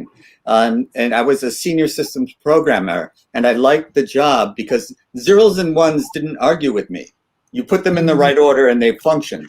And if you put them in the wrong order, they did not function. So it wasn't a question of could I argue with the zeros and ones? Could I convince them? Could I have power over the zeros? I just had to get them in the right order. And then I became promoted into managerial roles, and I became a director of the same types of people that I was. And so I liked that role because I could be a mentor and coach and help them become better at what they were doing. But then they wanted me to take a job that I didn't want to do, so I would be qualified to take another job that I didn't want to do, and that was a political job. That was called like a vice president. So then I would be responsible for being in meetings all day and not talking about zeros and ones anymore. And so that was the same type of thing in the political world is happening in the economic world as well, where you get promoted to, you have to be promoted to a level that you become a politician, even in the corporate environment. That was my experience. Well, I've heard very interesting dialogue on the Monk debates last Thursday or Thursday, I think. I like to hear I don't know if you know the name Jan Bremmer. He's a political scientist and best-selling author. Yeah? Go ahead. So he was asked a question. Now, with all the coronavirus and politics and economic malaise and issues, what would you recommend young people who just complete their schools and universities, colleges? What is their future? How they can progress in life? What they should do? And he said this: I don't envy these people at all. It's not the 50s or 60s where everything was easy and it was very easy to progress in your job, in your career, and so on. No, we live now in a different world altogether. People would have to work very hard to get anywhere, even to get their first job. That's not going to be easy. But those even who get the job, those few lucky who will get the job, they have to study very carefully. And this is the most important thing. Who are the power brokers in this particular organization? Whether it's a business, whether it's a university, whether it's anything. They have to find who are the power brokers. They have to find people who are close to power brokers. They have to study how to get to these people who are close to power brokers. And they have to work extra hard, because it's, first of all, it's not what you know, it's whom you know. And whom you know goes farther whom they know. So they have to create their own network. And of course, other people also want to do the same thing. So they will try to get close to power brokers and so on, or people who know power brokers also. So it will be a career which has very little to do with meritocracy. It will be a real fight, because in order for you to get close to decision maker, you have to elbow out other your competitors.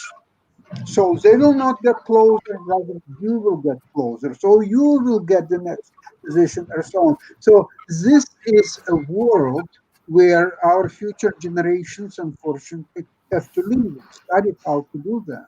That's not very inspiring, I should say. Okay? Yeah. Sasha, one of the things that, you said that I heard that in New Zealand when I went to New Zealand just after I immigrated there. It's not what you know, but who you know. And that, when you have that state in any society, that is a stagnant society. Absolutely agree. That is a stagnant society. It's not a progressive society. Agreed. It was not the USA of the 60s or the 50s, which is when most of the great leap forward in terms of technology happened in the USA. Agree. But, and after that, I also heard this. It's not what you say, but how you say it. Another index of a stagnant society. If people have time to pay attention to your tone of voice rather than what you are saying, it is a stagnant cesspool of a society. You And I described- found this in the typical OECD country is one of those. Today, most of your OECD countries are stagnant societies. Very interesting. Yeah, I agree with this, Rakesh. I do agree. You know, it is, and it's tragic. It's accepted. You know, it's accepted. What I found is that very often you see the CEOs of all the cutting edge companies. They're Indian. Why? They're Indian because we've lived in a society which cannot afford to be stagnant. We have reproduced like rabbits, so we have to compete like rabbits. You know, and so we learn competition. If you don't have competition, you die. You know, so that's why you have so many CEOs who are Indian, but you know, and that's eventually, you know, until we learn this, that if you want to have a driving, hardcore, cutting edge society, you need to have focus on substance, not the style. What we're having now is focus on style, not substance. Yes. You know, Rakesh, are you aware of how many Indian CEO in United States companies, big public companies? There quite are a few. very large number. I don't have a Because number. It's a big number. it's a harder big- to get into an IIT than to get into Harvard. Yeah. Mhm. You know, because of the sheer competition. So, which is what that's on a micro scale. The same thing applies for companies on a macro scale. Okay, up to So you. I'll give you a fact about IIT admission. So if you want to apply in IIT, around less than what can I say? I mean, maybe 1 million or maybe 20 million. I mean, I don't have the numbers. So those many people or those many students apply for an IIT admission, and hardly thousands of them just get the selection. The rest, everyone opted for some other colleges in India, and that They is don't what the get it. competition is. It's And then fear. yeah, certainly. But Rakesh, there is one more thing. I have been to. I am not from IIT, but I've been to a lot of classes where IITs are also there, and I am one of them. And when I joined it, I feel very. I feel very.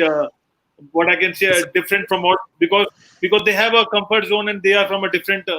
And that is what a fact that because if someone tells us that he's from IIT, we feel some kind of degrade ourselves or we feel inferior complex or something like that. But when I joined it and when You know, Ankit, I have a friend who's in the United States. He's in market research. We talked about engineers, and this is not to denigrate all engineers, but he said if you scratch an engineer sufficiently, you will find that they are supercilious. And supercilious is the first step to stopping your learning. You know, eventually, today's science is tomorrow's technology. If you neglect core sciences, you're cutting your own feet. You're shooting your own feet. What happens today is the technologist feels superior to the scientist. That scientist is always underpaid and ignored. That's very profound. And you know, unfortunately, even a doctor is a technologist. The core scientist is a biologist or a genetic molecular scientist or whatever, you know, molecular biology scientist. But we neglect them. We don't pay them as much as we pay a doctor. You know, and this is how we are. You can see mankind is heading. I'm not saying all doom and gloom, but if we keep up with this, we are really short selling our future. I would like to welcome Roberto and Jim on IBM TV Economics Monday. How are you doing? Doing great. Great, thank you. Hi, Nick. Good morning. How are you? Just got out of court. One of Roberto's favorite things to go to, I guess. I'm so sorry, Nick. No, sorry. I got my judgment, so why should I care? Oh, there you go. Okay. Well, the problem is you got to collect your judgment. So people, yeah, Roberto knows what I'm talking about. Okay, you got the judgment. Here's your little piece of paper. Good luck. Now go play. Go find the money. I mean, it's just it's a hassle. Well, you have to hope at some point they're going to want to come see me, and I'll make sure that you get paid. Oh, I hope so. I mean, the thing is, most of the people I don't have any problems with, but every now and then you get a problem child, and now the question is, what do you do with the problem child? Do you chase the problem child, ignore the problem child? And my decision is to, on this particular case, is to chase. So off we go. Round and round we go. In and out of the courtroom you go. So I had to get out of my suit because I hate wearing a suit, even though I wear it a lot, and try to go casual on that. So what's going on with the economy? Sharif, Malaysia, Yes, sir. What's going on there? No, Malaysia today, only 7 people affected by coronavirus. Oh, I So- hate you guys. Only 7 people affected. That country. Yes. Gosh. So we open everything. So step by step, I think yes. Now, like from one state to another state, people can travel. Everything is step by step. They open, but it's still under SOP. We have to maintain different kind of controls when we operate our business. It's the education industry. Everything is online, but other like shopping malls, many manufacturing, corporate, they already open up, and they will follow these things. And now Okay, I so think you guys don't have a coronavirus problem. So I'm gonna go to Australia. Nate, Willie Hill. How we How doing you doing, there on Mike? coronavirus? I'm doing good, Mike. How's the coronavirus problem? Good. We just have some clusters that are just flaring up, and that's in Queensland near the Gold Coast and down here. Other than that, some of the places have been flatlining. New Zealand has been very good. They haven't had a case in the last few days. So yeah, we're doing quite well. Okay, I need some really bad news today, so I'll go to Roberto in Italy. Rome, what's going on in Italy when it comes to coronavirus and the economy? They're both flattening down. So both the economy and coronavirus. I think coronavirus crisis is almost over for the moment. Our economy is almost done forever. You don't have an economy, right? No, we do have. The funny thing is that we have a great economy, but we are very good at basically destroying our own economy. Oh, okay, all right, okay. That's good to know. I was just hoping. I was looking for something worse than the U.S. Jim, what about the United States of America? How are we doing on coronavirus? We got it under control? It's a great question, because the most recent economic figure that was released was dealing with unemployment in the employment report, right? So we're expecting that we're going to have lost 7 million more jobs last month, and then we ended up with a positive of 2.45 million. So I would have thought that in that case, unemployment would have dropped from where it was at around 15%. If you have roughly 10 million jobs, you would have probably fallen down to at least 12 or below, and that wasn't the case. So I think there's a lot of confusion as to what are the real numbers right now from an economic perspective. I can tell you that how it impacts the mortgage business, that we're absolutely starting to see the credit overlays are starting to lighten up. We're getting back to where we're pre-corona with regards to underwriting and the expectations of what we're going to be looking for from the borrower in order to get the loan approved. From a real estate perspective, we are seeing that there's a lot of pent-up demand.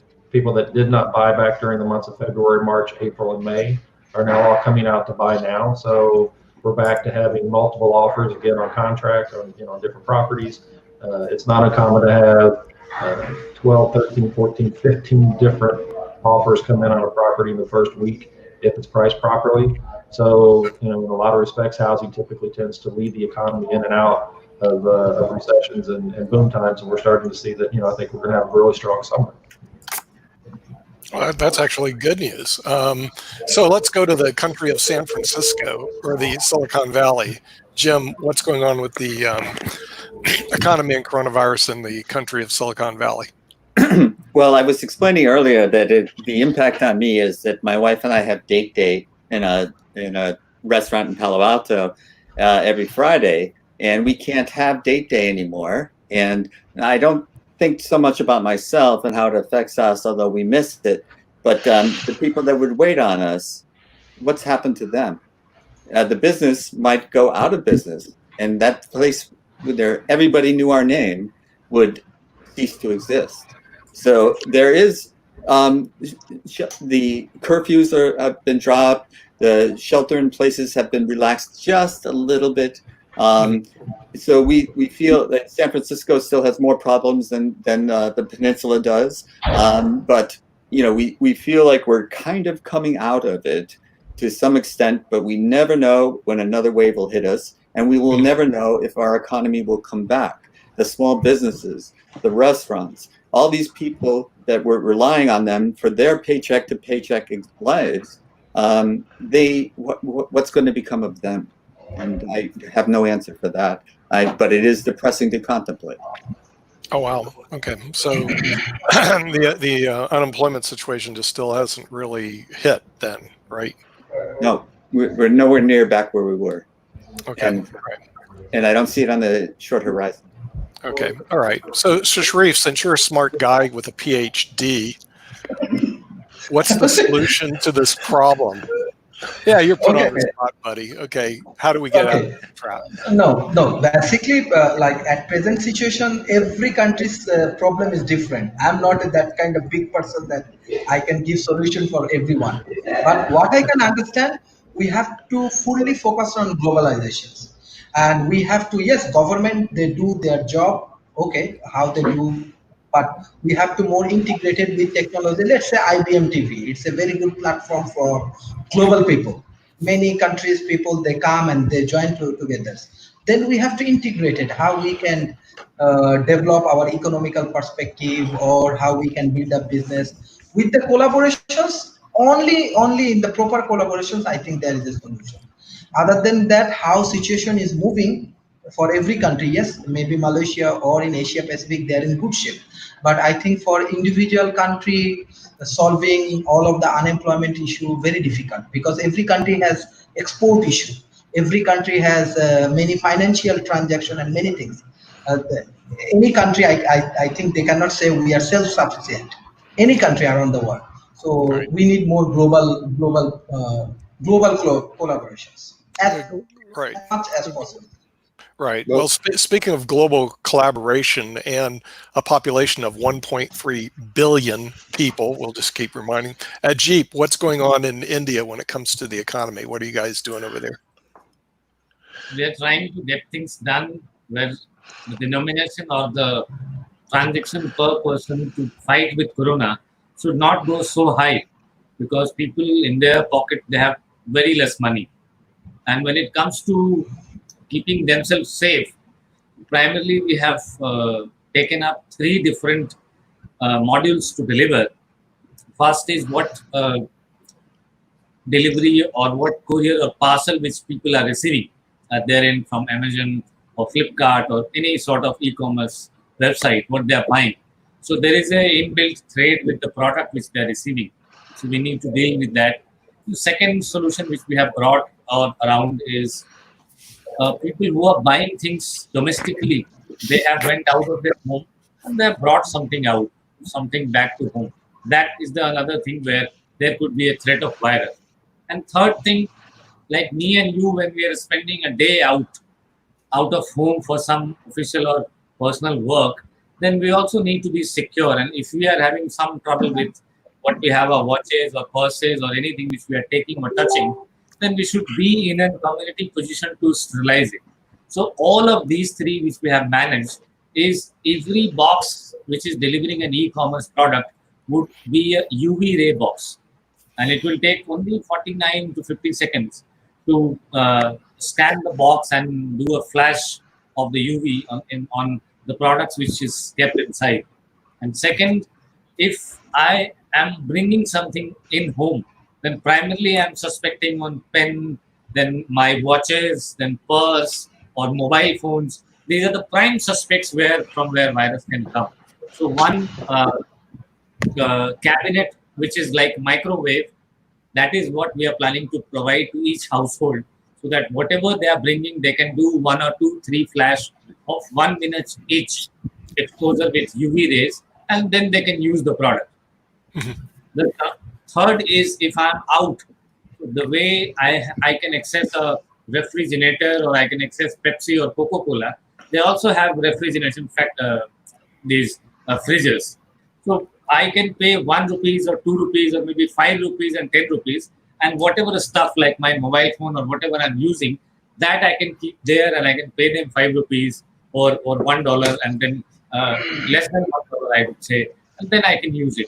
So in 3 parameters, the transition and the economy, which we are lagging behind, and we may come up after this, is some sort of solution which is costing very less. So 1 flash at home is costing 1 rupees, 10 rupees per delivery, which we are increasing. And on the other side, one machine of cabinet which we have at home would cost somewhere around 500 rupees. So 500 rupees is nothing for that per month. This is how we have planned for this. And all lockdowns are open now in Delhi. There is nothing which is barred, except restaurants and theaters where there is mass gathering, which is necessarily not required right now. But other than that, all sort of offices and all sort of establishments are open, and they are doing pretty well. As of now, numbers are not increasing, but we are trying to keep our tap and hold on the numbers so that people do not contaminate by meeting each other. Yeah, now I was actually in court this morning, and the judge was wearing a mask. There was no bailiff and no administrative assistant. Roberto, have you been to court recently, since you're a practicing attorney, and do you see judges wearing masks? That was kind of unusual. We were both wearing masks. No, I try to avoid courts usually, but mostly in Italy, they're trying to. We have, I mean, the hearings are via Zoom or via teleconferencing. Sometimes, yes, you are basically, the rule in Italy is now, if you are in places where you cannot social distancing, the mask is mandatory, unless you're a right-wing politician, which means that you can do whatever you want without it. But for others, in theory, that you have to wear the mask. Yeah, when social distancing. If you're in court, like presenting evidence, I was fortunate I did not have to do a Zoom meeting, but you're presenting evidence, pieces of paper. How do you do that on a Zoom meeting? In other words, where you give the judge? I mean, it's very complicated because we are at least 10 years. We are in the US on the use of basically computer science in the legal sector, especially in litigation. Right. So we usually have it, and our trial is, especially our tax and civil trials, are very different. We basically evidence are very limited, and you have to file everything in advance. Okay. All right. Yeah. Well, I would think the other way we could do is the judge could see it electronically, but we were there, so I could physically present. It made my life a lot easier. And speaking of physically present and meeting with people, Jim, how are you doing that in the mortgage industry? Usually people have to come in and sign papers, don't they, when it comes to doing mortgages? Yeah, but they don't have to do anything until we actually close, as far as actually physically signing paperwork. So everything from the beginning of the loan application, the collection of docs, everything right now is being done electronically, so we don't have to actually physically meet with the borrower. In a lot of cases where with different transactions, we're going to close the transaction, we'll actually have them either come to a closing office, or we have a mobile closer go to their house or their business place of choice, and we'll close it there. So we're trying to mitigate the contact as much as we possibly can. There are different there's different ways to handle it in different parts of the country. California, for the most part, has still been locked down. So it's been shelter in place. It's been a little more difficult there than it has been, say, in parts of the Midwest and even parts of Florida. So Are you seeing defaults on mortgages, or is that part of what you monitor? Well, we monitor defaults, but we haven't seen so much as far as absolute defaults, in that many borrowers have had the opportunity, if they have started to experience problems, they could go into forbearance. Right. So there has been a sizable number of people, 7-8%, that are in forbearance right now. But the anticipated numbers of where we're expecting to see upwards of 20%, that really hasn't materialized to the extent that we thought it was going to. So it's actually been a lot less. The other thing that's happened too is that the people falling into forbearance now are at a much lesser rate than what they were in the beginning. They get a lot of people that jumped in the moment they thought they were going to lose their job. They were calling their servicer asking for forbearance. You had some people that were getting placed into forbearance even though they had not requested it. So I took a look to see what what's this process look like. Next thing you know, they're in forbearance. But for people that did find themselves in forbearance, that were still making payments, if they're looking to refinance now, or if they're looking to purchase a home, there's not going to be any negative consequences associated with that. Oh, really? Okay. Yeah. There was actually a case ahead of me that was a default, and it was stricken from the calendar. And I thought what happened was there's some law that was passed in the United States that doesn't allow you to go after somebody in default. So the plaintiff withdrew the complaint, but the guy was wandering around the courthouse. Hey, this thing was stricken. What should I do? I said, that's not my issue. You need to go talk to me, right? Yeah, I mean, I'm not representing you. Go talk to the lawyer. Go talk to the. But usually, I sent him to the clerk of court and find out. And then he wandered away because apparently it was stricken because of the forbearance rules here. I believe the plaintiff knew that they couldn't win, so they filed suit against the guy for not payment, and then just withdrew the complaint, probably a voluntary dismissal, and then they'll refile if he doesn't pay. Now on the forbearance, when that's over, Jim, do they have to make double payments, or are they going to be able to spread it out, or how's that going to work? I mean, the way that forbearance typically worked in the past was, yes. You hear me? Yeah. So the way it typically worked in the past was, at the end of the forbearance period, the borrower had to come up with the money, and because of everything that's taking place with COVID right now, they've given the borrowers the opportunity to spread it out over a much longer period, or in many respects, they are even allowed them to tack it onto the tail end of the loan, kind of like through the financial. Sure. Yeah, tack it on the tail end. That would be very advantageous for them. Because the last thing really a servicer wants right now is a house. Right. The moment you take a house back and you go through foreclosure, you're going to lose 30 to 35 cents on the dollar. And, regardless of the circumstances, by the time you get the house back, by the time you go through the eviction process, incur all the additional fees and whatnot. So it's a much easier and less painful process if we can keep the borrower in the house. Right. Yeah, exactly. Willie, in the startup industry, which you work in, what are you seeing? Are you seeing activity, or did the activity go down to zero during this period of time? What happened to the activity in startups? We had everybody working from home, so it didn't go down. And the South Australian government gave started a fund, $50 million. So yeah, I'm thinking of moving to South Australia. $50 million for what? Yep, for startups like early stage venture capital.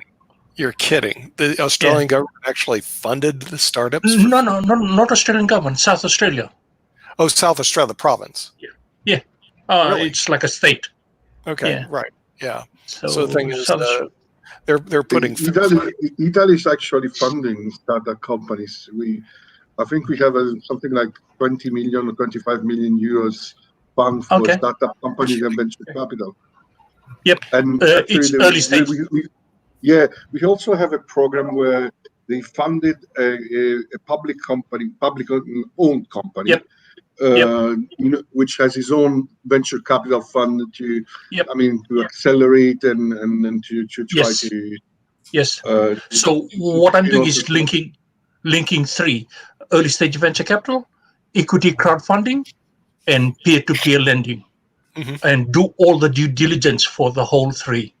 Due diligence both for the startup and for the investor, so when the startup comes and looks at it, nobody's sitting in the dark. There's I can see the investors where he's invested before and all of that content, and the investor can see who's on my team, the due diligence I've done so far, the evaluation, if I've got somebody to do evaluation for me, external, and all the check the box kind of thing when I'm doing my startup. Have you got this? Tick. Have you got financial projection? Tick. Have you got your templates? Tick. Just do all the work. So when you get to the actual meeting, it's kind of smooth. A lot of deals fall down on Shark Tank because of due diligence. Because at Shark Tank, that's when they first meet. And because they haven't done any due diligence, bang, it just collapses. Right there and there, it just collapses. So what I'm doing is, okay, when they get to meet, the due diligence has already been taken care of. And just makes a lot of sense. Right. Yeah, and we do have startups on Wednesday. So if you guys run into startups that want to be on television and exposure, see if they show up. It's been kind of our going joke is that the startups don't show up. Which has been a real problem. Startup this week on Wednesday. What Abjeet? I am coming on your startup Wednesday this week on Wednesday. Oh, but see, you'll show up because you show up all the time. I'm just talking about the startups in general. One problem that we have is that they just blow you off. They don't show up, and it's just something kind of amazing that I've seen. And I've talked to Will. I've talked to a lot of people because I've been playing with that space for several years now. After we got away from, and we still work with the CEOs from a lot of major companies. But when I set up an appointment with a CEO from a major company, they always show up. And here they are, a CEO of like the founder of Napster shows up, the former CEO of Apple shows up, the CEO of Pegasystems. They all showed up to our show. We didn't have any real problems with them. Then I got the CEO of Startup 101, and the guy blows you off. And it's like, it's always got me thinking it. It's a strange world. Biggest startup. Well, the thing is, their failure rate is really high. I know. I just heard now the government of Australia and Italy are funding this, but here's the reality: failure rate of funded is 95%. So the government's going into an area where they have a more than a 9 out of 10% probability, 90% or more probability that they just lost their money as they invested in these startups. I mean, it's really that bad. So, I don't know. I mean, in Italy, we are trying to invest in the startup system since I think 2019 or 18. Sorry. We also have a special rule for foreigners, which have like in the US, they have an expedite process for visas. There was, I think, also tax reduction and so on. So on. The idea is we have a long history of failure to really sustain our research and development sector. So the idea was, if we bring in startups will bring something on the table, some innovation and some things like this. But and in any case, even if there is a failure from the specific startup, the specific project and the specific venture, it always brings something new to the market, and you can also, it can be developed and it can be used for other ventures. So I think in any case, investing in startups from a lawyer point of view, it's a nightmare because you don't get really. You can't charge them anything because they usually have money. Have no money. And, very, very important point you have given. Yeah, and the funny thing is that you would if you draft a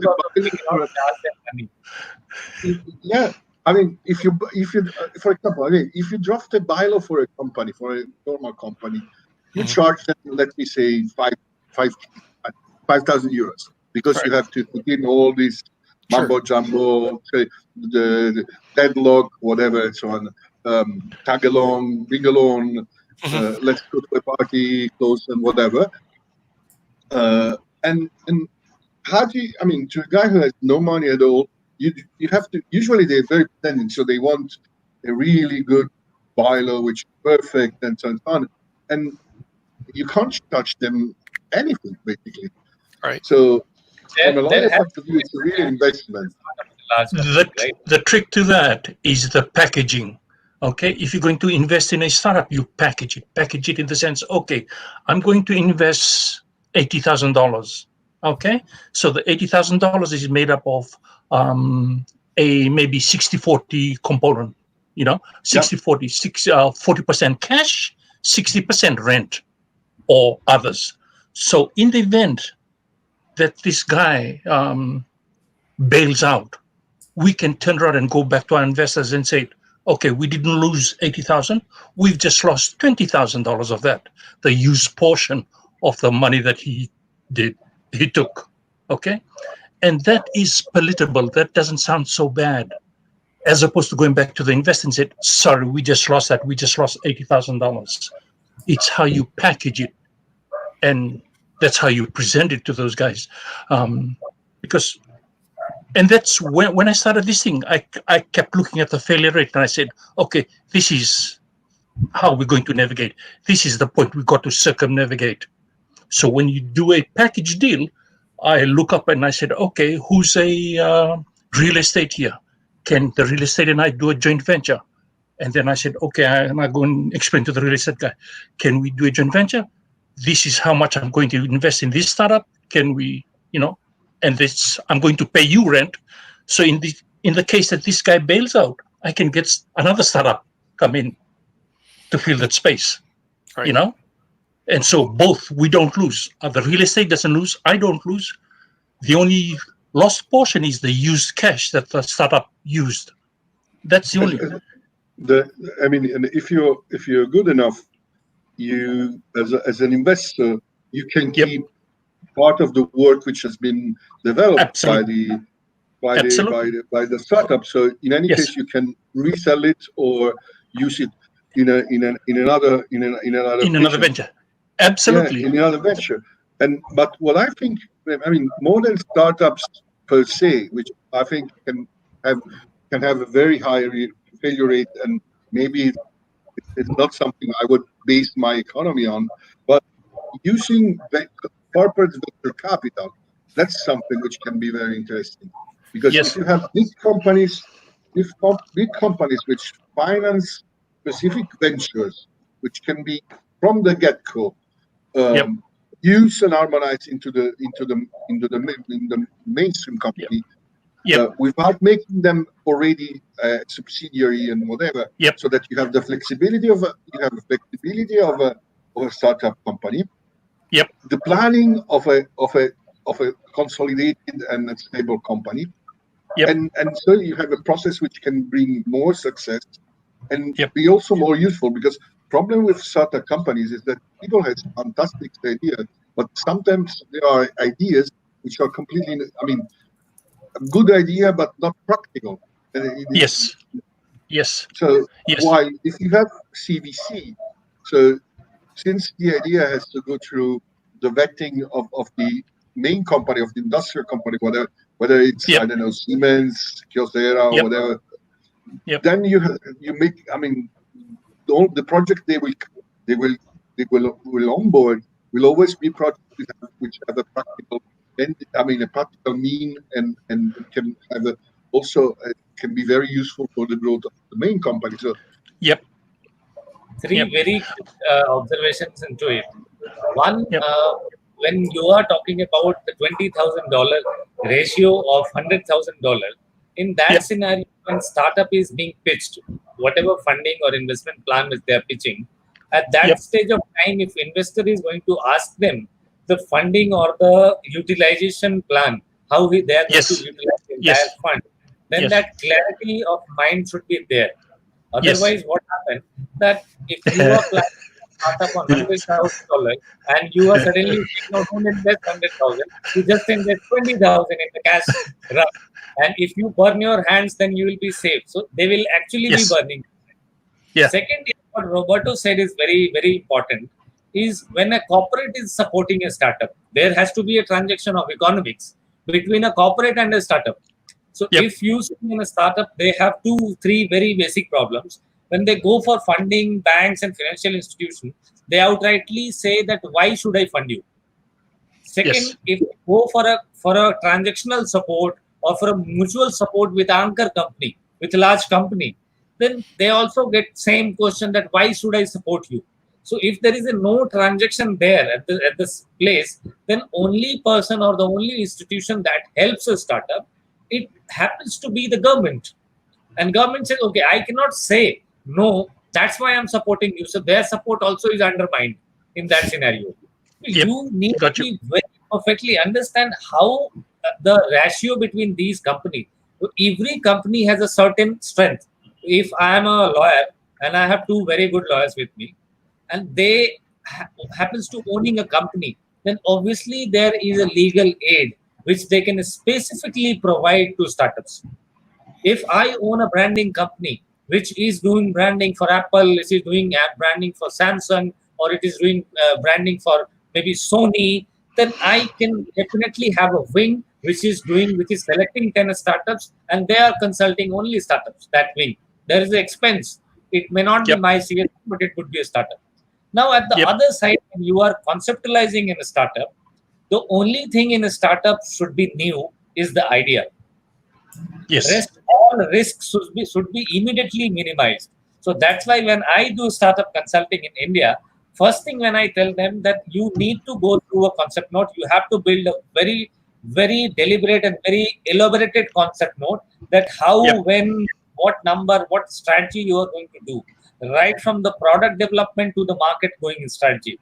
And Yep. on this concept note, take input from professional institutions, from those professional corporates who are actually funding and doing services to the large giant companies. They will give you a very blunt and very upfront idea that you are going to fail here.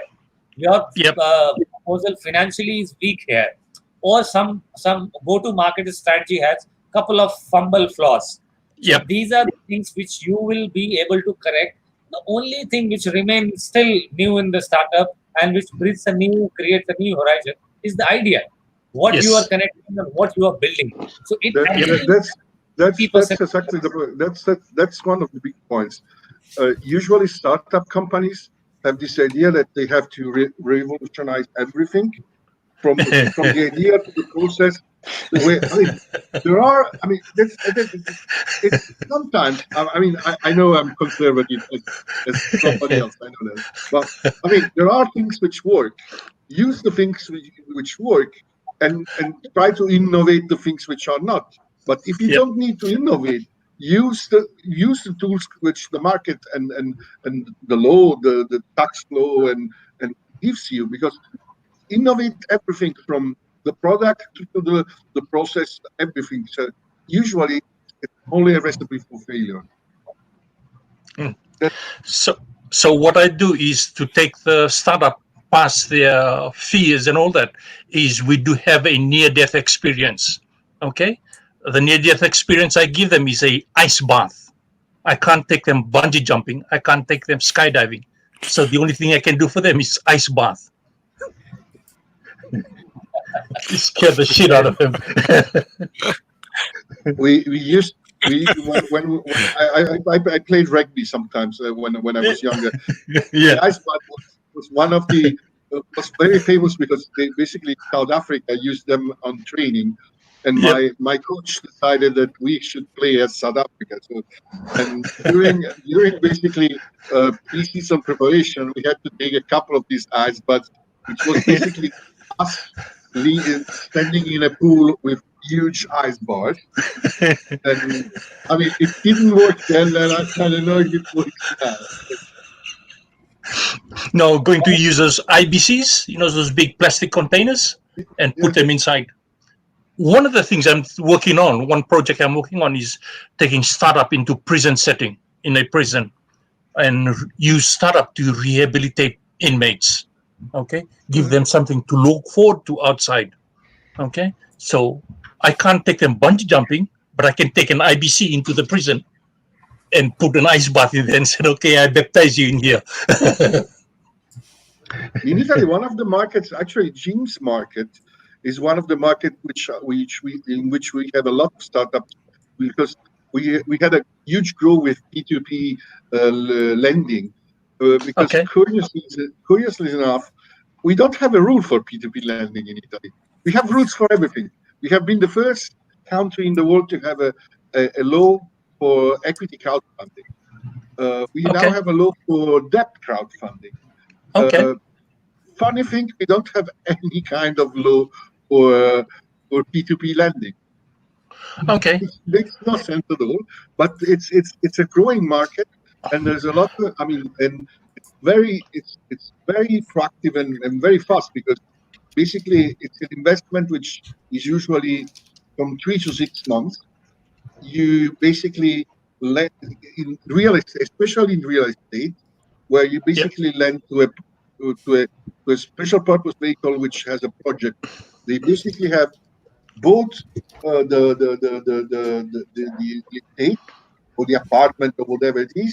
They transfer, they basically renovate and restructure the apartment, and they already have sold the apartment thereafter. So basically, you are financing the construction company to do the work. So it's usually a very short-term investment, and it's it's pretty. It's around 6-7%. So having our Italian bonds are 5%. Okay. Our bonds are paying 5%, so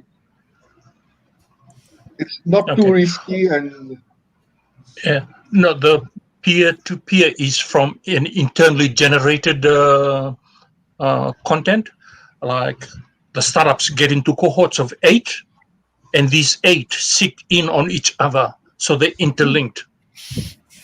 Okay, and they develop their own war chest.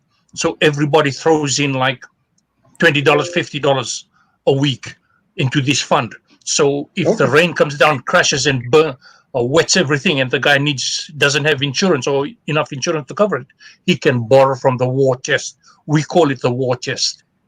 He just borrows from that. Or if anybody needs any short-term funding. It could be something.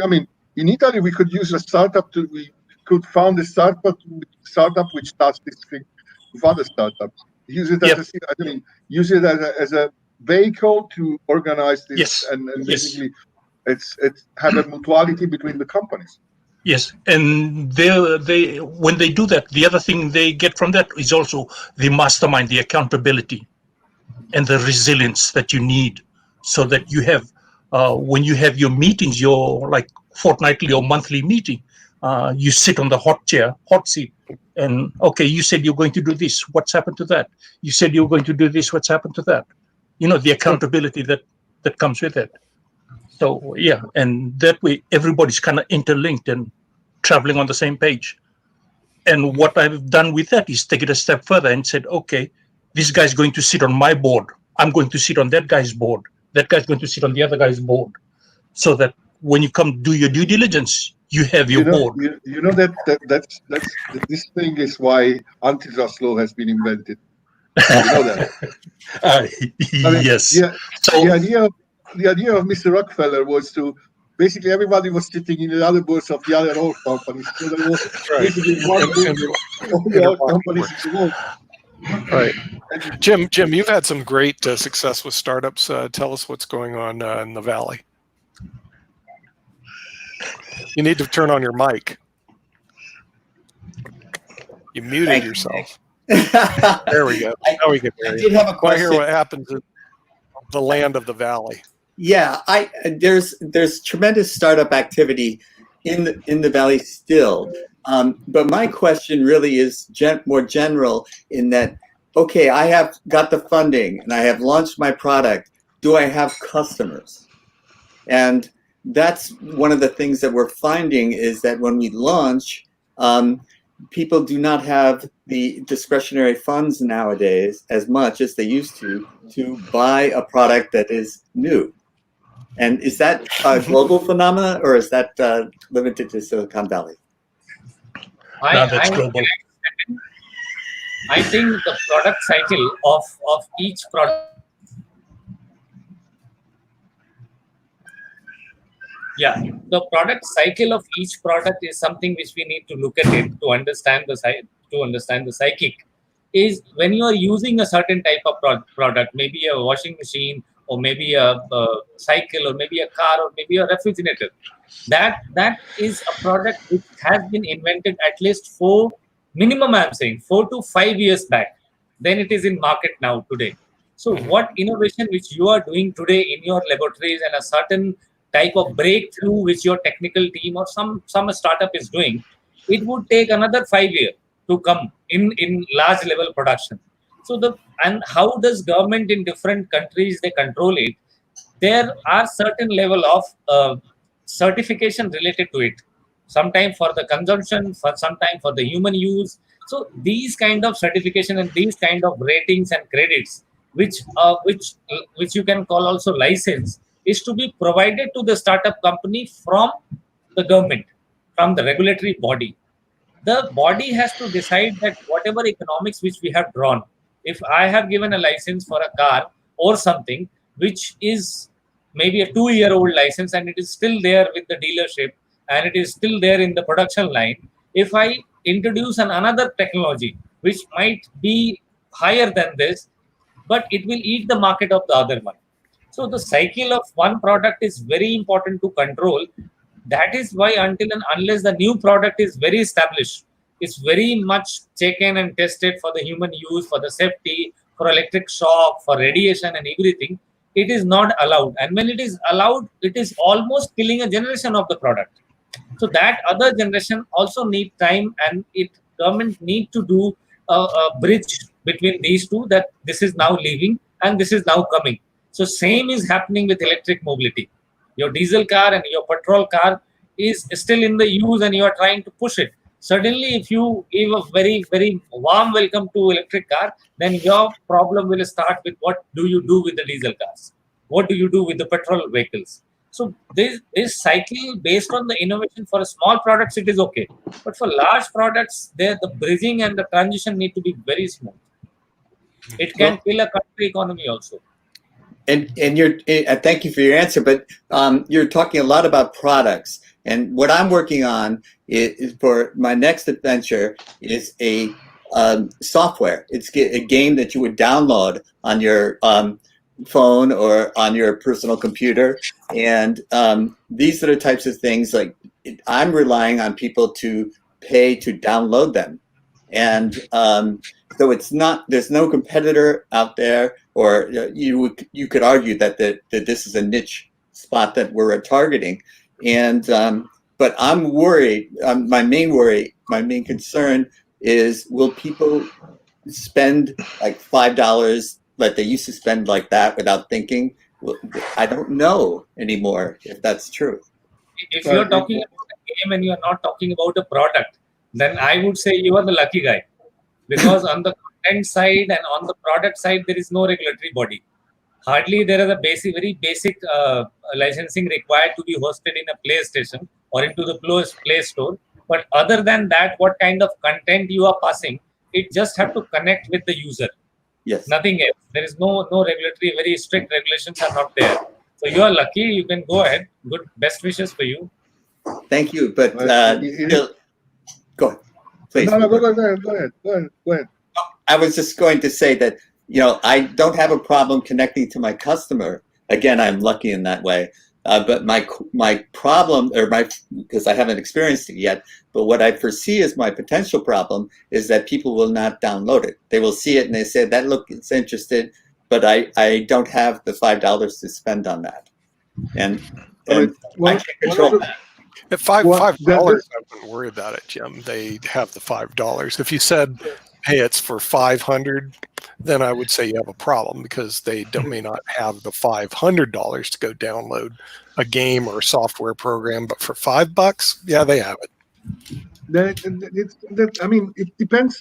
It's not the price. It's not the, yes, 505 is a different problem. Is that it's not really the amount, the price and the amount of the price. It's whether or not the game or whatever it is perceived as a luxury. The first thing you do when there is a crisis and what happened, which is actually what happened also in 2007, it was that people would cut what they perceive as something which costs too much for the benefit they get. For example, one of the main things which I'm worried about in Italy is that there's been an increase in some kind of in the sale in some kind of food, which is cheaper food and maybe not so healthy food, while, for example, some fresh fruit, for example, some fresh vegetables, which are way too expensive from my point of view, have been the sales are going down. So if they perceive your game as something they can basically do without, and it's perceived as a luxury, then there's no chance. If they do think that, oh, there's something I do, in any case, it's one of the things which I love to do, then you won't have any kind of problem at the end. Yes. Well, in the video game market, okay, I can tell you my experience with my wonderful grandkids. Okay, here's how the video gamers do it. The initial product is free. In other words, oh, I can get on this video game for free. But if I want to boost my rating or boost my power, I got to spend $5 to become Joe Super Cool. And then they go, Daddy, I'm losing the game unless I come Joe Super Cool. And Daddy goes, well, we can't let you lose the game. And so he gives them the credit card to buy the $5 Joe Super Cool. Now he's beating up all these people. And then they go, but I need an extra. I'm not kidding. I watch that with my grandkids. Okay, but I now I'm facing this big army. If I got the super gun, I can destroy them. That cost another $5. Daddy, can you help me out? And these are my little grandchildren, girls and guys. Oh yeah, here's another $5. Now he's got the super gun and he wipes out the army. Let me tell you, Jim, they suck in a lot of money through us doing that. And there's a place in North Carolina, Great Wolf Lodge. Okay, so we had to go to the Great Wolf Lodge. Why? Because there's all these little video games they can play, but you can't beat the Red Dragon unless you get the right stick. You're kidding me. No, you got to go buy the stick. Well, how much is this stick? It's $50. Okay, you're kidding me. $50 to buy a stick so you can load your gun? Yeah, but Daddy, I can't beat the Red Dragon. And we went there for 3 years, and you better beat the Red Dragon so you can get that out of Great Wolf Lodge. So by the way, Great Wolf Lodge is a publicly traded company. You can look it on the internet. They have a huge following throughout the United States, maybe in the world. So we bought him the little stick so he could kill the bloody Red Dragon. Okay, so let me tell you something, Jim. That this is my experience with video games. The initial video game is free. Hey, it's free to play chess, but you want to be a master and add some super strength to you? Press this button, pay the $5, and then they come in. So, Nick, I have a meeting later on, and I'm going to pitch that idea. Oh, you should. Oh, absolutely, absolutely. In other words, okay. And the reason you do the base for free is you draw people in. Okay, so you want to get your base following, and it can be a large following. Of that, there's going to be a certain percentage that are going to move to the next level because they can buy the super gun or they can buy whatever. And you'd have to talk to my grandkids, and they know all the games and all the little trinkets that they have to have once they get on the base free game. So the base free game is mainly to sucker them in. I mean, to bring in the people. No, I was talking about $5 in terms of maybe an app on the phone, but we haven't decided on the platform yet. And if it is PlayStation, it'd be more expensive. But you got to. I'd like the idea first. You get them in the door free. Yes. And okay, I'll tell you what I do in our business because I run an actuarial firm, right, all over the United States. Here's what we do: we tell our financial advisors, and we have in the United States we have about 2,000 of them. That we work with, okay, and we say, okay, we'll do the initial plan design for free, okay, because people like that. Oh, they can get a free look at the basket, and then from there we get on. Then we're able to show our product, and we close about 60-70% of the case. But we have to offer something free because otherwise, if they don't get this free look, so to speak, they're not going to go to the next step. And if you say, hey, it's 2,000, and there's some actual firms that go, hey, it's 2,000, and we'll do the design for you. Well, if you do that, you're just not going to get many customers because people go, 2,000 for what? They don't know what they're buying. But back to Roberto's point, which I think is really also well taken. If I am going to not be perceived as a luxury, one of the upsides of the COVID situation, the shelter-in-place situation, is that parents are having to have their kids around all the time. Oh, sure. So it's a luxury to have the kids doing something.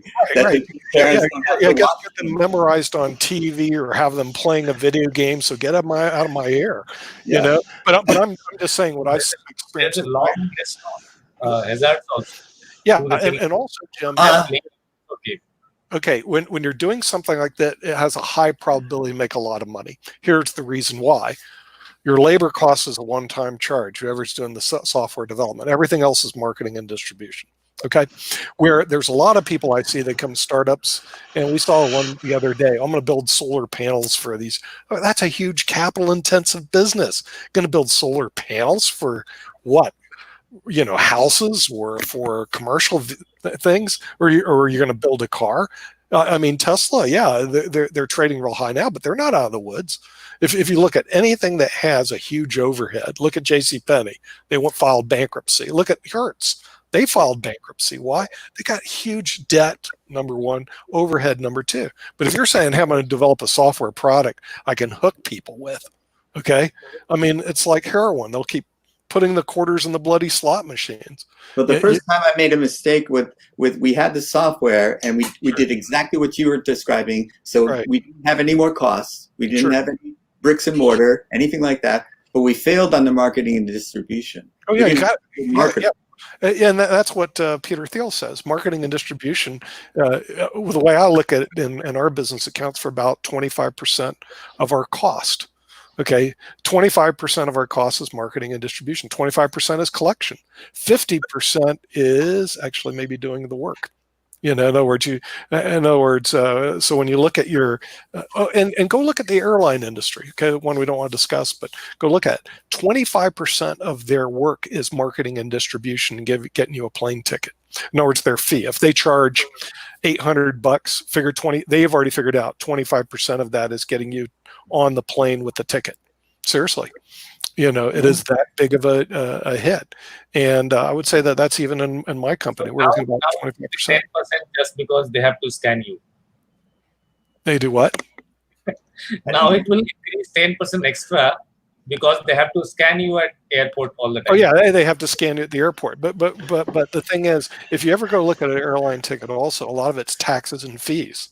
In other words, go look at what the airline charges. Half of it is taxes and landing fees, and then the other big part is actually fuel.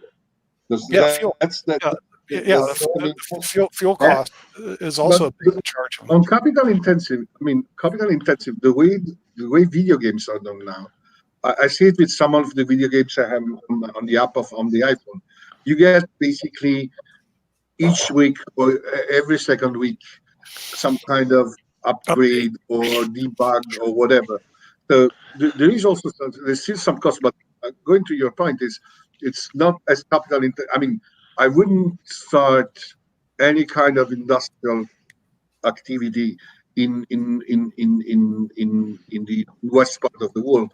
I mean, it's completely nonsense in Italy, in the US or whatever, because the way the cost of employees is so high that you can't basically really compete with China and Africa at the end of the day. Right. For example, if I nowadays that Africa has a lot of countries which are more stable, as long as they have the right connection to bring the spare parts and raw materials.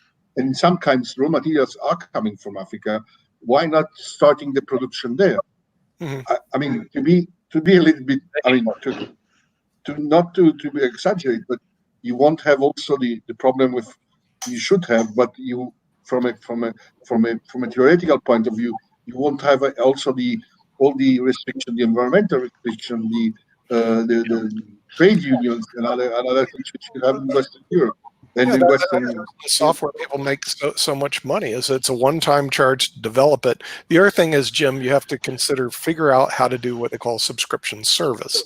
I'm not sure how you're going to build that in if you only have one product, but Pegasystems, and if you go to our website, you'll see Money Masters, our interview with Alan Truffler. Alan, as you know, is a multi-billionaire founder of Pegasystems, and he recently announced they were moving their whole company on a subscription service. We did the same with our actuarial firm. Subscription service. Why? Because it keeps monthly cash flow going. Yes. In other words, if you do what we call a one-time charge or one-off, hey, X dollars for this thing, hey, you're not going to go anywhere. But if you do a subscription service, ding, every month, like I'm going to get paid whether I work or not every month, and I kind of like that because I get on IBM TV and I can harass Ankit because after 20 years, checks keep coming in, whether I do anything or not. If I go play golf, the money comes in because we have basically a subscription service. And so the thing is, you need to figure that out because otherwise you're going to be a one-off. In other words, hey, one time you did well, but next month you're looking for cash again. All those types of businesses you're discussing where you develop a product, one-time charge, and you can potentially ship it worldwide because it's a software program. Okay, gaming is software program is tremendously profitable. Okay, seriously, tremendously. There is one more aspect to it because the gamers who are pro gamers, what they do is the companies, they first let them buy a subscription which is lifetime free of cost. Well, that's what I was saying. And then they have a premium plan where they pay some amount of money and then they'll get the lifetime game free. Okay, yeah, you got it. Okay, yeah, Eric Alabest. And then on top of that, they have a VIP club. You upgrade. Okay. By the way, you're totally spot on. Before coming, Nick has told us very good story about his kid. That how kids are playing and they're coming running back to their daddy. How you have to upgrade. But even chess.com, Jim. I have a call with Texas after this. Come on. I mean, you don't have to. Very soon. Thank you. Chess.com. Notice, Jim, chess.com. Okay, free initial, you come in. Okay, then you can upgrade what Ankit said. Now you're the premium plan and you've access to XYZ. Well, I got to get the premium plan. And guess what? It's like a yearly or monthly subscription. Oh, it's only $5.99 a month or $40 a year with an automatic renewal on my credit card. So when I'm asleep, they whack my credit card next year. Come on, man. How do you do business? That's the market standard. If you think Spotify, LinkedIn, also iTunes and Apple TV, whatever. I mean, they all work like this. It's not only the young kids. I mean, it's not only the kids with the video games. I mean, I confess, once I said, okay, let's have the 3 months free trial on Spotify. Right. It won't change anything from the normal Spotify. Yeah. And then I got hooked. And just give me your little credit card and we'll automatically renew it without you knowing it. Come on, Jim. That's how I've got a few of those on my credit card now that I have to delete. I do too. Sometimes I cancel my credit cards just so I get rid of the people that I forgot that I was making monthly payments to that I didn't realize I was doing it. Because Nick, apart from gaming, there is one more interesting offer going on around the world. That is about pizza. So if you buy one pizza, it's $3.99. If you buy two, it's $4.99. If you buy 5, it's $5.99. Right. Yeah. Right. So things the same way basically.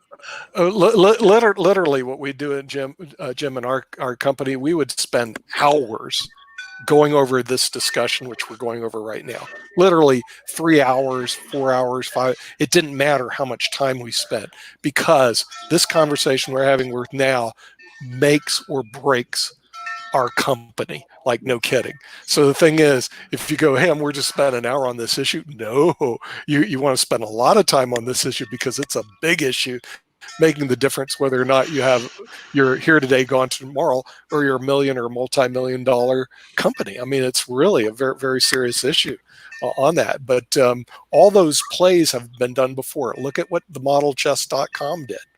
They have 36 million who pass through the gates, but they have 100,000 that are on all the time paying that $40 a year. Go look at that. That's a big role coming in. Ideas. So, and I mean, I really appreciate it. I mean, what you remember the real turning point with mobile phones was when actually the Italian operator decided to sell prepaid phones, and you basically get the money even before you can use. I mean, the product and the service is used. You get cash for something you will do. And maybe sometimes it happens you won't do it anyway because they don't use it. Hey, Jim, just get their email addresses. I mean, if anything, you want their email address. Email addresses are bank money. Okay, so free. Just give me your email address. I mean, come on. Don't say this too loud. If there is email addresses. I don't have to write that one down. I knew that one. No, you already know that one. Okay, good. Don't say this too loud because in Europe you get the authority for privacy, whatever country, they fine you up to 20 million euros. So. Oh, really? Well, what we do is we put. I've waived all my rights under all international law and convention to give your name, my name freely to anybody you want, and it's in this disclaimer that's like 500 pages that no one's going to read. No one reads. You know, Roberto, right? 500 pages of the terms of service. Okay, press the button if you want to get in. Ding. and use it. You know the greatest trick I've seen is that you have this time which you have to fill on the subscription in a specific time, and you have clock ticking on one side which says if you want to do this you have to finish the and then you start trying to check the general terms and conditions and the privacy policy, and you look at it and say I mean it will take me months to read this. So yes. Yeah, you just press the button. I accept your terms of service. And then you go, you do know you gave me your firstborn child and you gave me all your money and all other stuff when you accepted the terms of service. No, I don't. It was 5,000 pages long and it was in this tiny little pica print we can't even read. But it doesn't matter. Okay, what matters is you just signed your life away. And we know that. Oh no, Jeff Brown has shown up. Oh no, he's from academia. See, this is going to be really bad, guys, because here we're talking about the dirty tricks. I mean, the tricks and trades of business practices. And we got to be a little bit more sanctimonious here. If we have a professor or a dean of a business school here, we may not be able to tell them all the stuff that we do. You know, to get customers to buy products. Or maybe I should listen in so I have some more material for our class on responsibility. Yeah, you would have some more material, but I'm not sure if it's going to be material you'd want to use. Remember that ethics course you didn't take? I mean, you took, throw that out the door and get those terms of services set up. No, we were just talking. Much more productive show for my emotional state than the earlier sessions, because the earlier sessions I had to wear this on my head for a while, because, which I got from the dollar store, yes. But I had to put it on my head because it was so depressing talking about the rioting and the demonstrations and all of this. Yeah. But you can't. I don't know how you make money at that. So we're not going to discuss that. You're talking about making me a multimillionaire. Right. Yeah, because being a millionaire, as we know, is not enough today, guys. We've already told you that. We've run the numbers. Okay, and for those who don't understand, the basic $1 million in the bank only generates, go put it in the bank, it generates 0.1% or 1%, which means your basic $1 million, you make $10,000 a year. Okay, if you're making $10,000 a year in this country, you're living in poverty. I think the poverty zone is 15,000. So a millionaire in the United States is living in poverty. Now, like I said, back in 1984, when I started law practice, the millionaire would come in, I'd say, well, how you doing? I'm making 150,000 a year. So where do you put your money? CDs in a bank.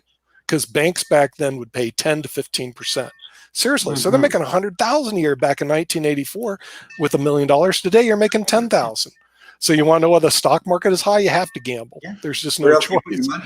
Yeah. Yeah, you got to put your money somewhere, and $1 million is enough. We've already calculated the number to retire. You need 3.4 million. That's by the government accounting office, because 3.4 million translates to 215,000 your basic middle class lifestyle in the U.S.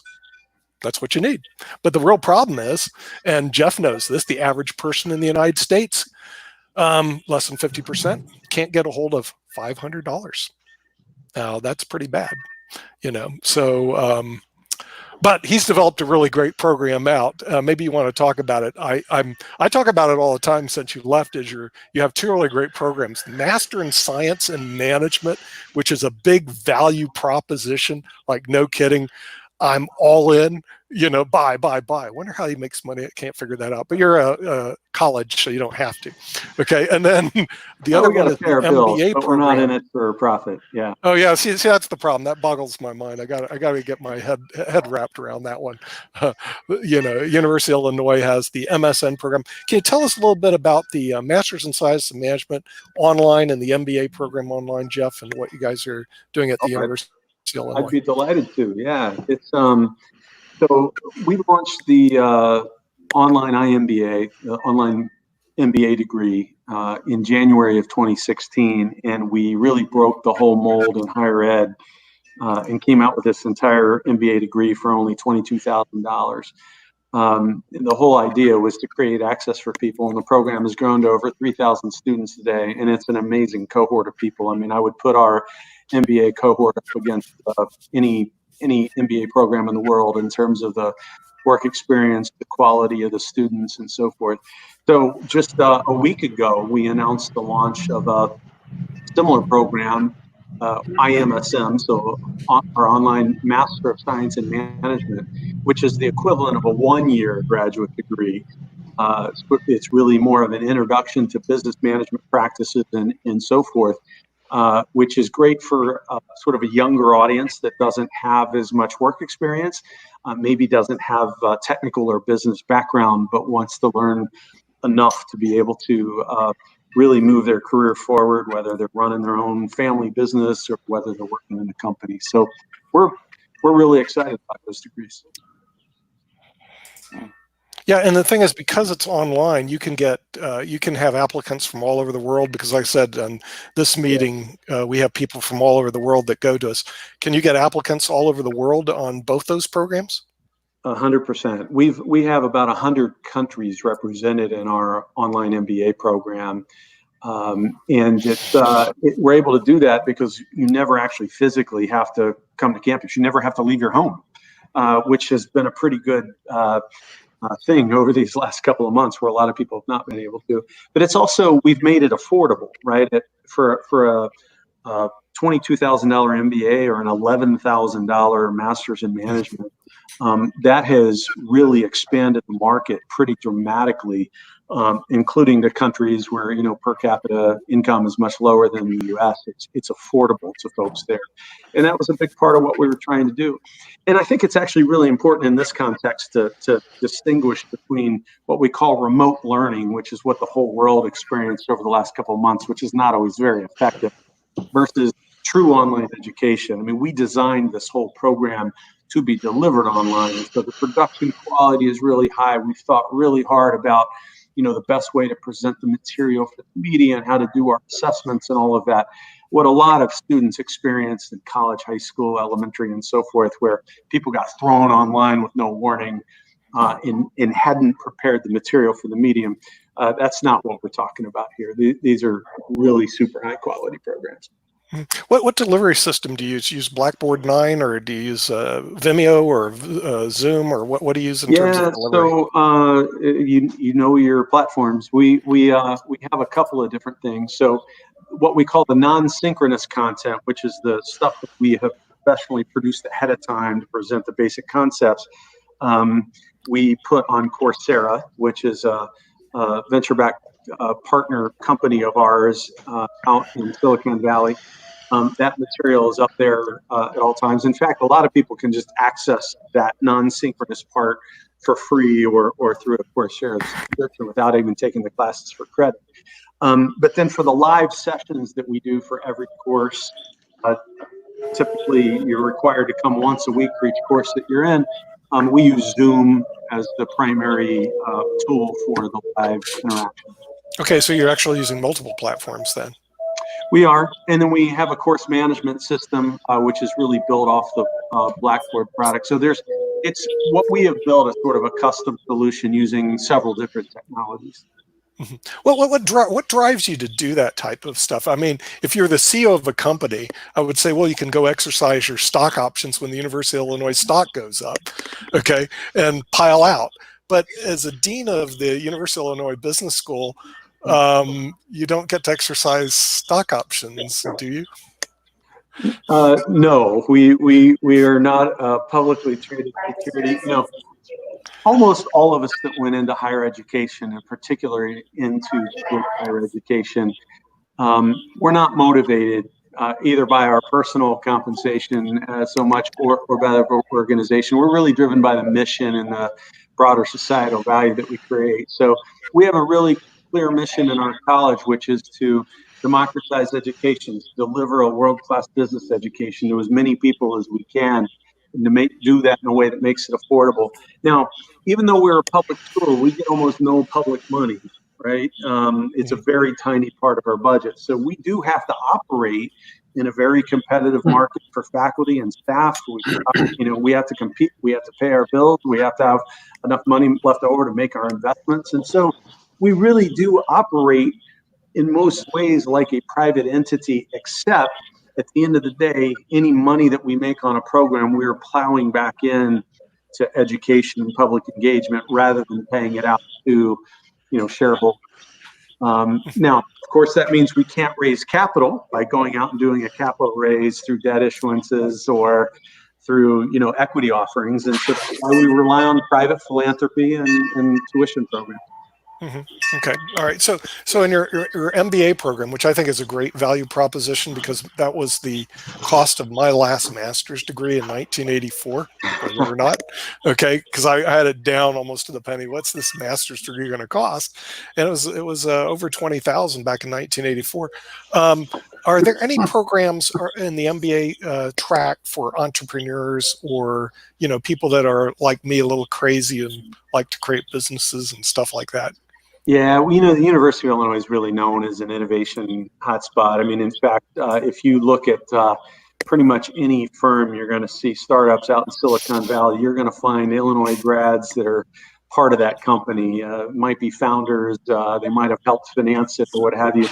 So we actually think our program doesn't have sort of a special track for entrepreneurship, but the skills that we're teaching around strategy and management, finance, and all of that, we teach about innovation. All of those things are really relevant to any business person, whether you're looking to start your own company, whether you've got a company and you're looking to grow it, or whether you're a manager at a big, a big Fortune 500 company.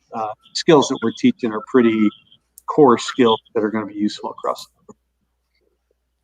Okay. Well, the thing is, do you have any work with any Pulitzer? Wait just a minute. I think I found one, a Pulitzer Prize winner. Do you ever work with any Pulitzer Prize? Hey, one guy showed up, David K. Johnson. How about that? Yeah. Speaking of the Pulitzer Prize winner, how are you doing, Mr. Johnson?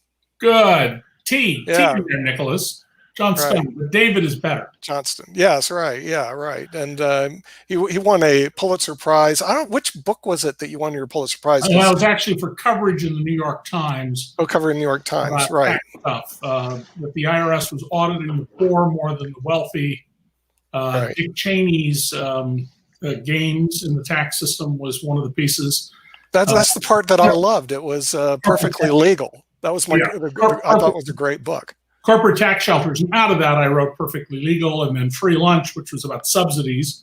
Right. And then the third book in the trilogy, The Fine Print, which is about monopolization and restraint of trade. Right. Okay. Yeah. Normal things. Normal things that take place. As somebody who co-founded a business, it's a little tiny business, a hotel management company. We managed a hotel and one other property. there was anything I learned right off as a practical matter is that competition is very bad for profits. I've taught my whole life about how much we need competition, but it was the one thing I would have nightmares about, that we would get another hotel on the island we were on because we would cut our price. We would have to cut our prices as a result, and we would make less money. Right. Yeah. Well, I mean, but that's the name of the game. That's the reason competition is great for consumers, isn't it? Yeah. Yes, it is. Concentrate your mind on being effective. And we actually, after I think the first 2 years, did not spend a penny on advertising. Not a penny. And yet we had just about the best occupancy in town because we made guests of what is essentially a glorified motel. It has a lobby and an elevator, so technically it's a hotel. But we made them feel special. Okay. Yeah. Well, the thing is, but that's the name of the game. Is the thing is you want to have a unique selling proposition with a patent, a copyright, or a trademark, so no one else can get into your game. And so this way you have basically monopoly. I mean, that's the name of the game. Otherwise, you can't scale it and make your millions or billions, as some of the people that have come on our TV show have shown. And some of us who are alumni of the Los Angeles Times, where I also worked, having a discussion about how the Times Mirror Corporation made this tremendous amount of money. I mean, I was chewed out of my first expense account as a national correspondent in San Francisco in 1976 for flying coach. I didn't understand you were supposed to fly first class. That's how kind of money that they had. But you know, the fact is, everywhere that they had to compete as opposed to having a monopoly, they effectively had a monopoly in Los Angeles.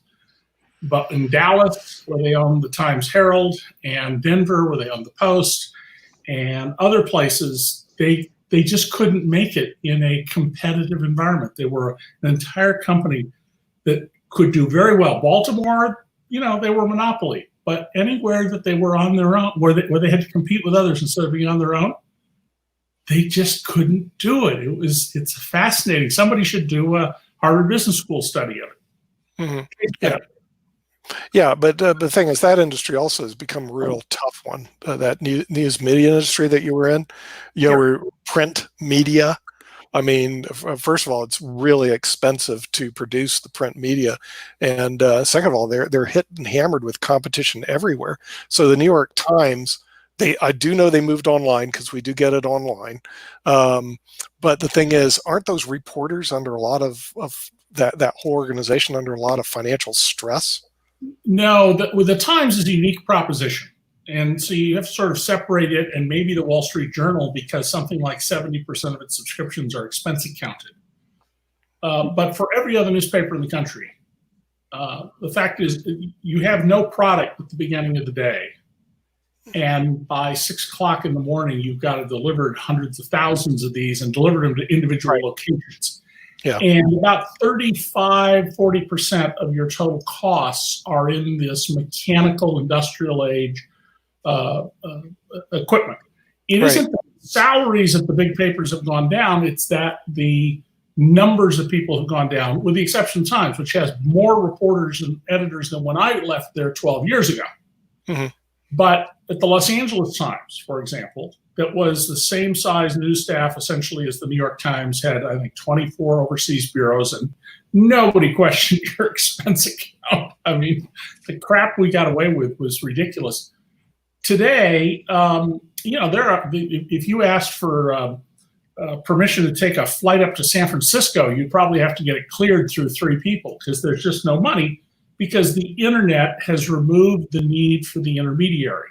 You know, essentially, journalists, I've always argued, we may do very serious and important work, but you could also view us as carnival barkers who are trying to put together the buyer and the seller. So you come on into the tent, folks, and see the bearded lady. The bearded lady, the car dealers and the supermarkets and the clothing stores and department stores, and the customers over here. And the internet has taken that away. There's no need. The only business that appears to be completely insulated from the creative destruction of the internet is real estate, because that's a business based on racism and classism. You know, you don't know, if you're new to a community, about the racial makeup, the schools, what trends are going on and changing the community. And so far, retail real estate seems to be impervious to the creative destruction brought about by our digital age. Now why would you a case study someone should do?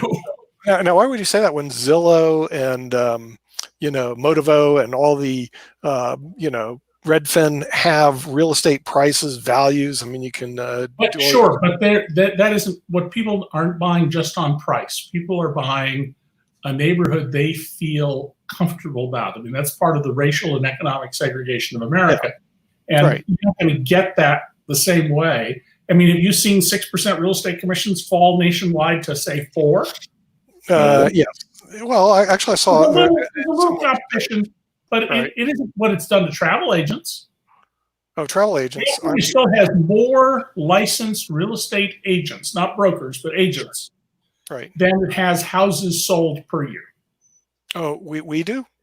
California does. California does. More licensed real estate agents. Well, that means they're not making very much money. That's right. It means there's a handful of them making a lot of money and a lot of people who dabble in it to keep themselves busy. But on the other hand, it has the increased number of sales agents has not lowered commissions. Commissions still are pretty close to 6%. There's a few places, and there always have been. I mean, 20 years ago, you could find people, we'll sell your house for 5% or 4.5%. Yeah. But the norm is the standard 6%, and it's because they're really in the business of steering you on a basis of race and class. Right. But also, I mean, they do have to, they do have a lot of what I would say quasi legal work that they're doing, at least because I exchanged a couple homes last month, bought and sold some, and the realtor does what I would say is a legal function. A lot of cases. In other words, they're filling out the legal documents, they're doing the offers, they're doing the consent, they're making sure that all that paperwork that I don't want to do is taken care of. Yeah, title companies can do that. There are specialized people who can do that. But yes, you're right about that. They are also making sure there's compliance with various things. In many places like New York State, buying a house without paying a lawyer is probably a fool's errand because of the nature of New York State law. The only time I didn't use a real estate agent, I got into a lawsuit that cost me $250,000 over a $150,000 house. That's all. So I would tend to pay if I ever buy another house, which is unlikely, would tend to pay a lawyer. Right. But I'm not arguing in any way against progress and advances. But we are going to need to, as a society, figure out a way to pay for journalism, serious journalism. You mean actually get the truth? Yeah. When I was at the LA Times, I did an investigation once in which an editor wanted a particular fact. And I looked at him and I said, do you have any idea how much time and work it's going to take to do this? And he said, I don't care. It cost over $10,000 just in expense money for one paragraph in that article. Nobody cared. Today, that would be a major deal. Right. So yes, Mr. Jim, Silicon Valley. David, this is a fascinating discussion, and I think that what I wanted to ask you is, my sister-in-law was a senior writer for Sports Illustrated, and what she encountered when Sports Illustrated was famous for their deep dive stories. She went in, spent time developing the material for the story. And then Sports Illustrated became, in the internet age, more about getting the story out there right now. It just happened, make a story. And that wasn't what she was trained to do or wanted to do. And so many of the people like her left Sports Illustrated voluntarily or through a package or something like that. And so it's much more about getting a story out quickly rather than doing the research. In other words, but you have attorneys for accuracy. You don't need journalists are just there to bleed lead and get people involved in that. But you did say something very interesting about real estate. Jeff, at the University of Illinois, now I'm going to point to Illinois, do you guys have courses on real estate and real estate investing at all? Sure, we do. We have a lot of alumni that work in real estate Chicago area, mainly on the commercial real estate side, and we're talking developers and that sort of thing, as well as people that work on the financing side. Most of our classes are less about we're not so much training agents to buy and sell real estate. we're training people to think about think of it as a financial asset, Right. what happens in real estate markets, those kinds of things. But we offer some real estate finance, real estate development courses. And again, we have a lot of students that are interested in that, either as a vocation or as something that they do on the side. Yeah. But again, less so on the sales side and more on the, Yeah, the finance side, which I think is very important. But the reason I'm saying that is that getting an MBA and also getting a law degree and a master's in law and tax, I took one real estate course. There's only one that was offered. It was basically real property in first year law school. And all they did is teach about titles and, title chains of titles and nothing really practical. And then when I got thrown to the wolves, I graduated and actually went to practice. I started, and this even today is not my primary practice, but I literally was buying and selling millions and millions of dollars worth of real estate with, frankly, one real estate course that just taught you about quitclaim deeds. And I'm going like, it would be very helpful to have a very good real estate course. Yes. I mean, the nice thing about having so many alumni that work in the industry is that we bring a lot of them into the classroom to talk about real experiences and real deals and things like that. So if you really are interested in real estate here, you can get quite a few courses and exposure. No, the reason I think it's good is I have $1 million education after I graduated. That's $1 million, literally. And I can sit there with you in a day and show you how much million real losses I took place because somebody didn't tell me something that was frankly very simple. It'd have been a lot cheaper to have a university professor or an adjunct saying, look, you don't want to go down this road because this is going to cost you $280,000, or this can cost you $150,000, or this can cost you this. Or it's going to lead to David's lawsuit where it costs him $250,000 to yeah. Well, I got involved in one of those, but it was $250,000, and I got another one with $150,000. I could probably top his legal bills. Well, can I bring up? I'm bragging. I'm just saying it's just the way it is. But Nick, one other item about real estate. In one of my books, I point out, I think it's in the fine print. If you open up the Yellow Pages, if they still exist, or you opened them up 10 years ago, you would see page after page after page in every big city in America of land title companies. It appears to be a very competitive market. In fact, those are fronts. 5 companies control almost 90% of the market. It's like they have title. Collected all of the title information that's in the public record, and all they do is pay people. In many cases, it's electronic to update those records. That's correct. So it turns out that the actual money paid for title insurance claims is the scandal. First of all, if you find out there's a problem with your title, the title insurance company will say, well, come see us when it's over. We don't litigate cases. Right. Then they're going to tell you whatever you spent too much on lawyers. And in my book, I calculated. Wait, are you writing a book about that industry? No, but I already did this. But I calculated in the book that at the time interest rates were 5%. If you handed the title insurance company $1,000 for 5 years and then said give it back, it would cover their actual operating costs plus all the damages they actually pay out, the $250 of interest. So right now we're refinancing our Jersey Shore beach home, our third house. And even though we're refinancing it and we've owned it for, I guess, 11 years, the lender is making us get a new title insurance. Sure. It's a scam. And by the way, where does all the money go? No, wait. Scam. Wait. David, I started my law practice off of one of my law partners. I should bring on LaDonna Cody. She's basically retired now. That's how we made money practicing law, because guys like you aren't going to spend money for legal fees to do a closing. But what you will do, and you see value in, a title insurance that protects your title in case somebody in the 1800s destroyed it, and you had 2 different rates. You had promulgated rate and you had a reduced rate. And so when they see you coming, it's like a poker game. They see David coming, he doesn't know anything about real estate title insurance, give him promulgated rate. And so we give you the top rate, and all of that, actually a lot of it went to the attorney to help support the closing system. Everybody knows that. The banks would buy it wholesale, or they would self-insure because the actual claims paid are so small.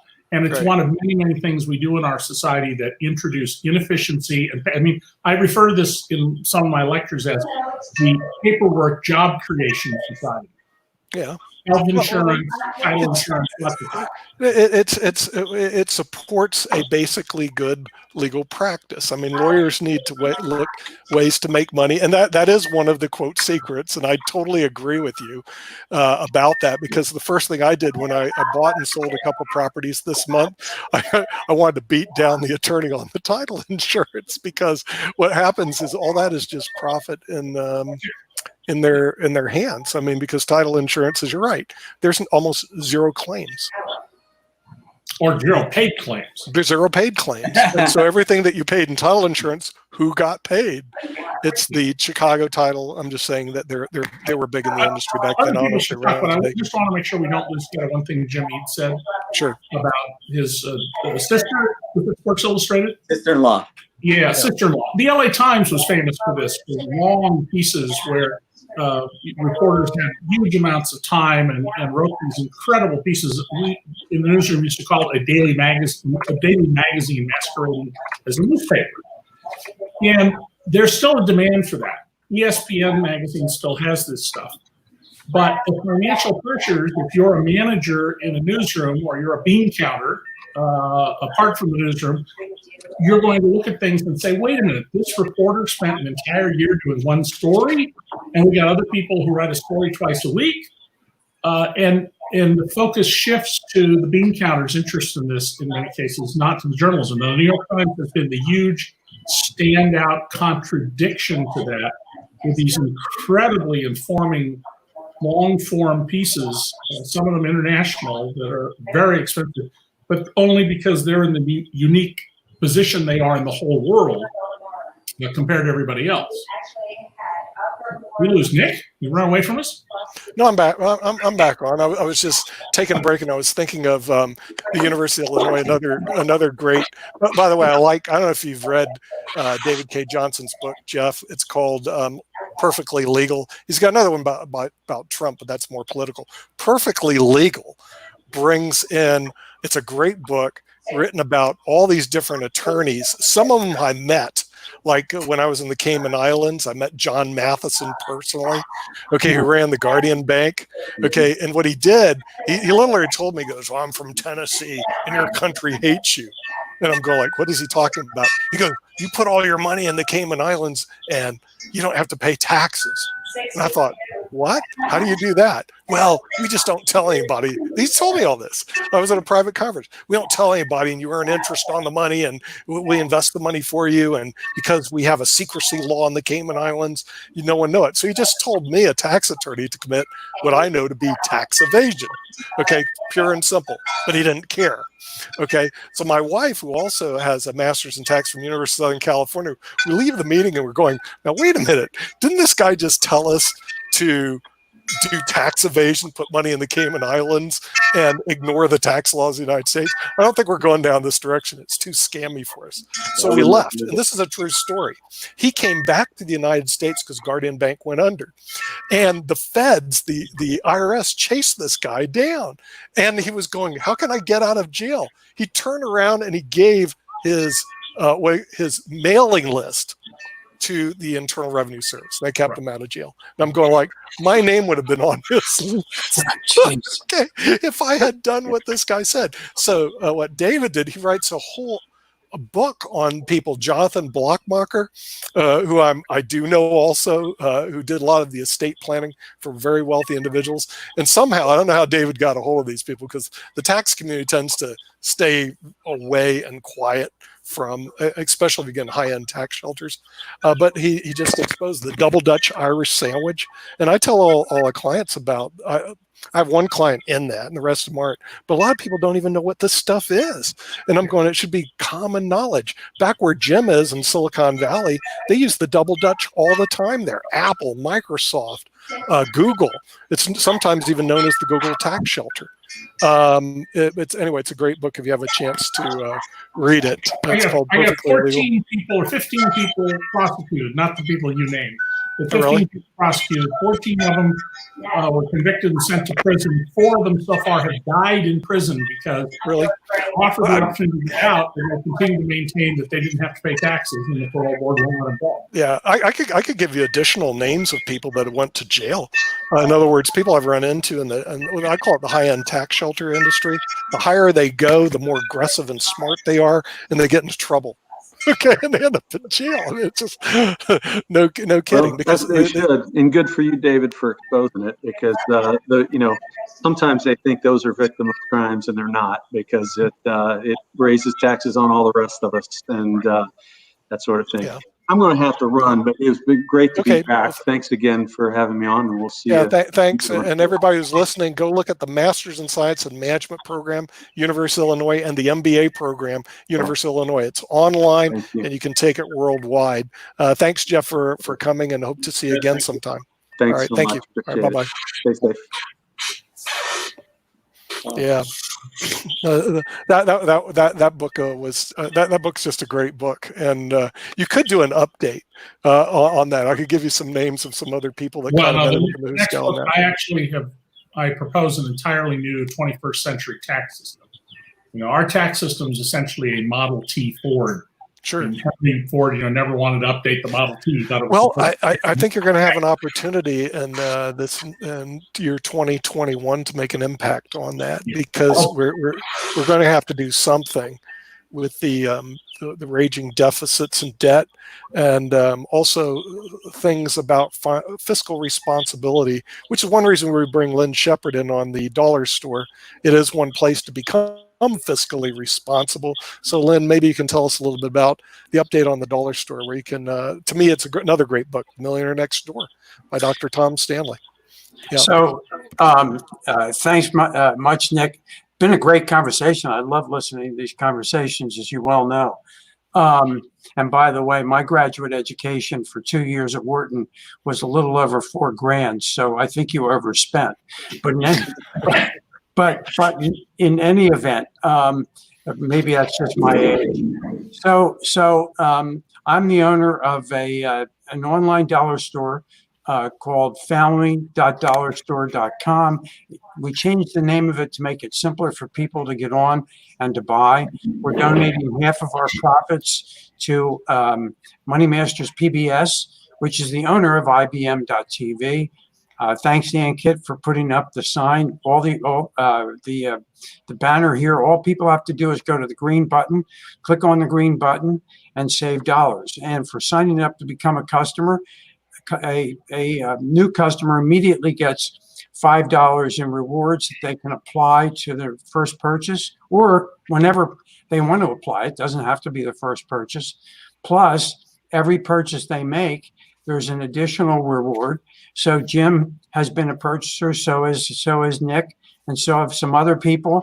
Unfortunately, Aunt Kit can't yet, but we're working on getting an online dollar store over to India.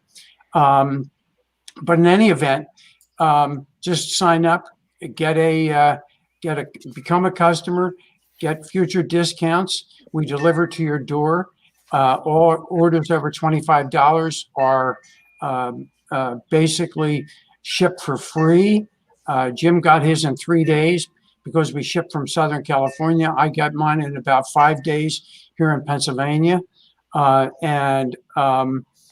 What else can I say? I mean, we're giving half of our profit to Money Masters because we believe in financial education, financial fitness for people, and trying to narrow the gap between financial poverty and financial sustainability. So we love the mission of Money Masters. We love the mission that IBM TV is on, and I just love coming here and learning, because every day for me it's a learning experience. So anyway, what can I say?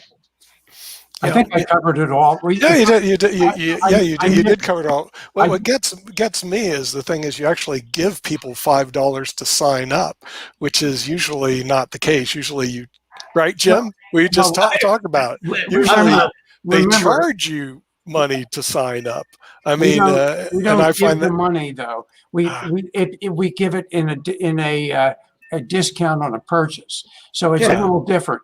I mean, Ankip's the one that gives money because he holds up the $5 bill all the time. Yeah, I tried to reach and grab it. He's expecting people to take it from him, but that's okay. Yeah. Lynn, that's an impressively low cost of acquisition. Lots of banks, $75 or even $300. In fact, I got an offer from Chase, $600 in my checking account if I will do certain things. So $5 to acquire customers strikes me as an incredibly low cost. I'm going to guess that you don't spend any money in advertising.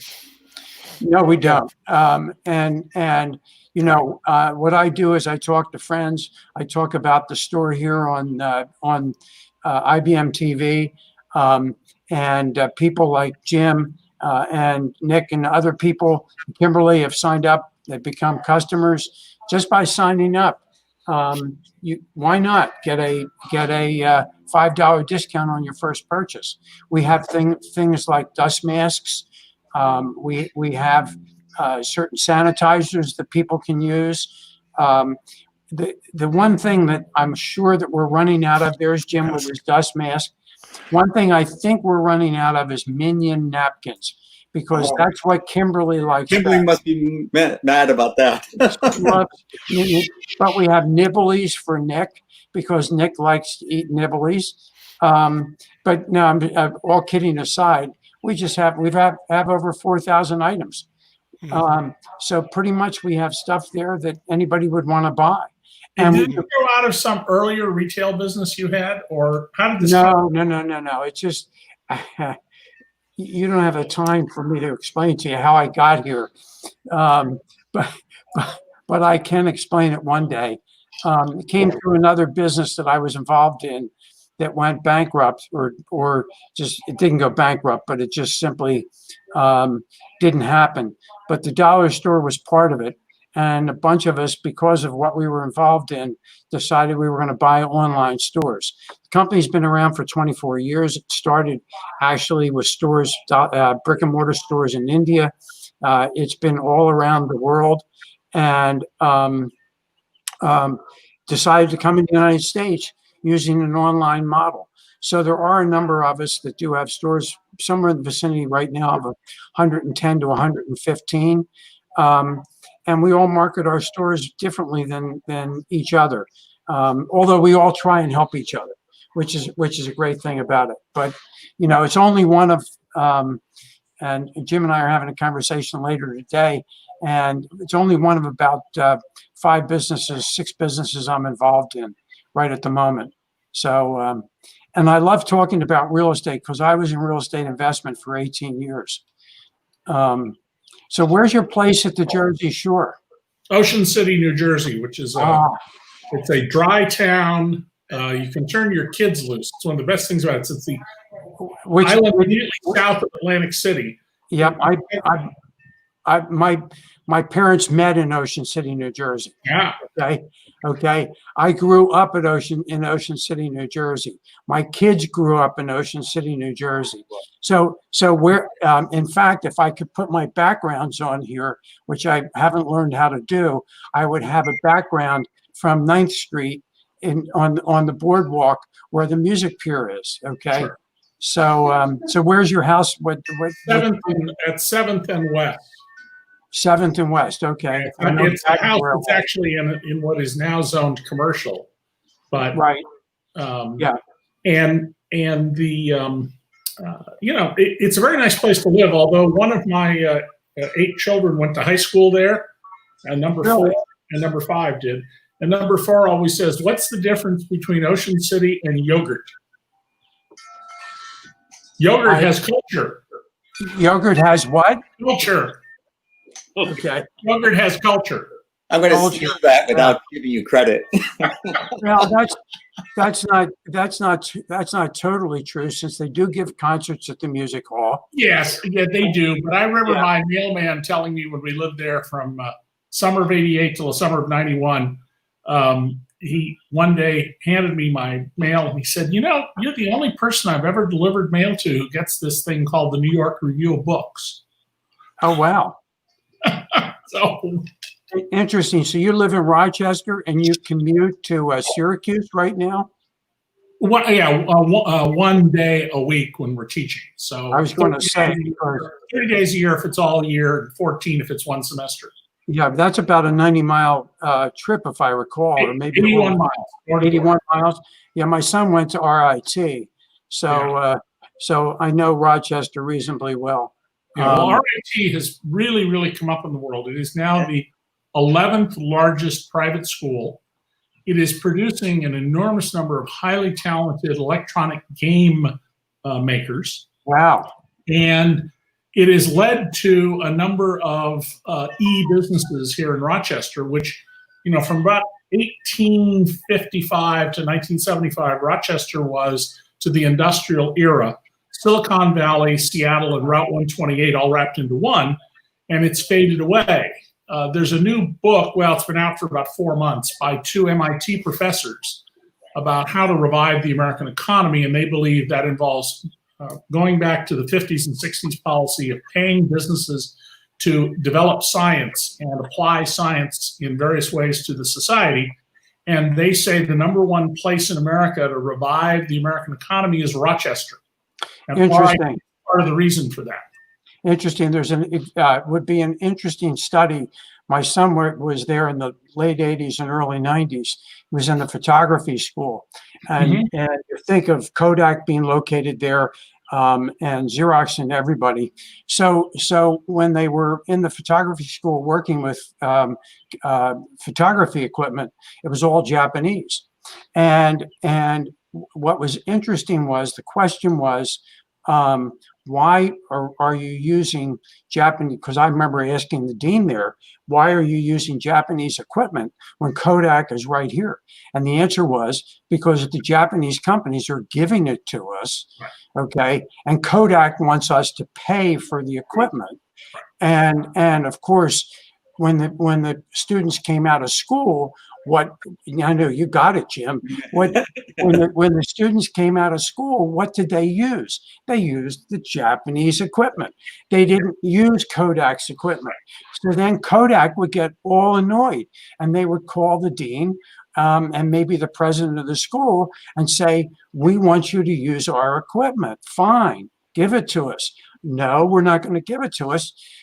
You have to pay for it. Okay. Kids will use Japanese equipment. I mean, it's sort of a simple. And that goes to the arrogance of 100-year monopoly, longer than any other business has ever enjoyed in the world, with the monopoly profits they were making. And, you know, they invented the digital camera. And one of the stories I hear from people when I travel around the world always is, oh, Kodak, they should have developed the digital camera. Why? There are no profits in digital cameras. Zero. There's none. The profits in color film were partially in selling you the film, but overwhelmingly in processing the photos. That's where the money was. And once that went away, you know, and that's all businesses eventually will go away. Alcohol, I've had people say, well, the alcohol business will never go away. And I go, have you never watched Star Trek with synthahol? Every business will eventually go away. Okay. I don't know about the alcohol business, and maybe we shouldn't go there. Yeah, I don't either. But anyway, no. I mean, you're absolutely right, because I did know that Kodak developed the digital camera, and of course, basically never sold it. It's you know, because they were making money, just like Hewlett Packard. How do they make their money today? They make their money on you know, the different color cartridges that you put in your printer. Right. Yeah. Right. That doesn't matter how much my printer costs. I have to keep toner in it. What'd you say, Jim? It doesn't matter how much my printer costs. I have to keep toner in it. I have to keep. You know. So somebody put up black toner ink to fill a swimming pool would cost several billions of dollars. Because you buy milliliters of it in those printers. They use very little. I'm just curious, Ankit, is Kodak a name that you know in India? Yeah, very much. Everyone knows Kodak, Fujifilm, and things like that. But and what Kodak if you 20-somethings? You went to talk to 20-somethings in college, would they know? Or would it be something from... They know about Kodak. Yeah. They know about Kodak. Because when I was in China, the journalists that I spoke to in the dozen trips that I made to China to teach investigative reporting, many of them had never heard of Kodak. It was a dividing line between those who did and those who didn't. But I'll tell you, in India, there are a lot of, studios or, photographers who have a studio. The studio name is Kodak Studios. Okay. Oh, do they really? Wow. Yeah. Interesting. Because everything is all about a big company and big brand, and Kodak is one of the popular brands around the world. And we used to follow what's happening in US. So we buy a lot of Kodak stuff and then implement it and then set up a studio. And Kodak is no more there, but studio is still there with the name Kodak. Gotcha. Interesting. Does anybody film with use the celluloid film anymore, or is it all 100% digital? Bollywood movies digital, or Bollywood is all digital. Bollywood is all digital, but India is a big country. We are talking about countries or cities in metros, so they have all the latest technologies. But if you go to rural places, they still use the old camera. Yeah. And also the artist. If you're an artist, if you're a photographer who thinks of himself as an artist, you're still using the old equipment. Yes, that's exactly right. And Kodak made a deal with the motion picture industry in Los Angeles, where they agreed to buy a certain minimum amount of film every year. Otherwise, Kodak was going to shut down production. And there are many movie directors who still prefer using film because of its texture and feel on the screen, though lots and lots of movies are now digital. So long as that deal prevails, they'll continue to make 35 millimeter color film here. But when we arrived in Rochester in 1993, Kodak had, I believe it was 93,000 employees, and it's now down to less than 6,000. Yeah. Well, that's an economic reality. And I must say that one of the things when you're talking about Ocean City and Rochester, I know both only vaguely, but the Rochester weather is one thing. So I guess you would prefer to be in Ocean City. But I have one question for both of you. What does the words storm surge mean to you if you live in Ocean City? Well, it's a rising level of the water because water is being pushed in by a storm from the ocean, and it has to go somewhere. Right. And Jim, where do you live? Where are you? I live on the peninsula of San Francisco. Where? What town? I live in Menlo Park. You're in Menlo Park. Okay. Yeah. Right next to Stanford. Okay. I used to cover Menlo Park for the San Jose Mercury, among other places. I grew up in Santa Cruz, California, and my parents, who were poor, rented a house on the beach. They made it this incredible deal to rent a house for, in today's money, about $400 a month. That's a multi-million-dollar house. I prefer living in Rochester to living in Santa Cruz. The weather is certainly better in Santa Cruz, but this is a very vibrant community. It has got, in the school district I live in, we're in the first suburb outside the city. I'm 5 blocks from the city. There are over 100 languages spoken at home. We're the top 10 metropolitan areas, or we were when we came here. We were in the top 10 metropolitan areas in concentration of PhDs in about 6 or 7 fields. We've got these 2 big universities, University of Rochester and RIT. Right. And overall, with all the smaller colleges, we actually have more students per capita than Boston, Cambridge. Wow. My goodness. And you can get everywhere in 20 minutes. And I live in a house that is paid off and was an architect-designed house that cost me, $220,000 22 years ago. If this house were on the west side of LA, if it were in Scarsdale or in Chevy Chase, because I've looked for comparables, it would be worth somewhere between $6 and $11 million. In fact, I looked and found a comparable house in Atherton, right next door to you, and it was $11 or $12 million, and that was 6 years ago. So one of the great advantages is, you don't have to be house poor if you live here. And so are you on the Rochester Chamber of Commerce? Huh?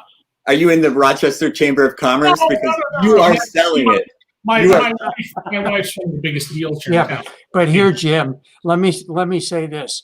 When my son was considering going to RIT, a good friend of mine, whose birthday, Ankit, was also yesterday, he had gone to RIT, and he talked to my son and he said, you will find out that college in Rochester should start somewhere in April and finish somewhere in November, because you don't want to be there December through March. And I remember, because my son was a triathlete and he joined the swim team because he could do something in the winter because he couldn't ride his bikes around Rochester, okay, for fear of killing himself on the slush and ice, okay.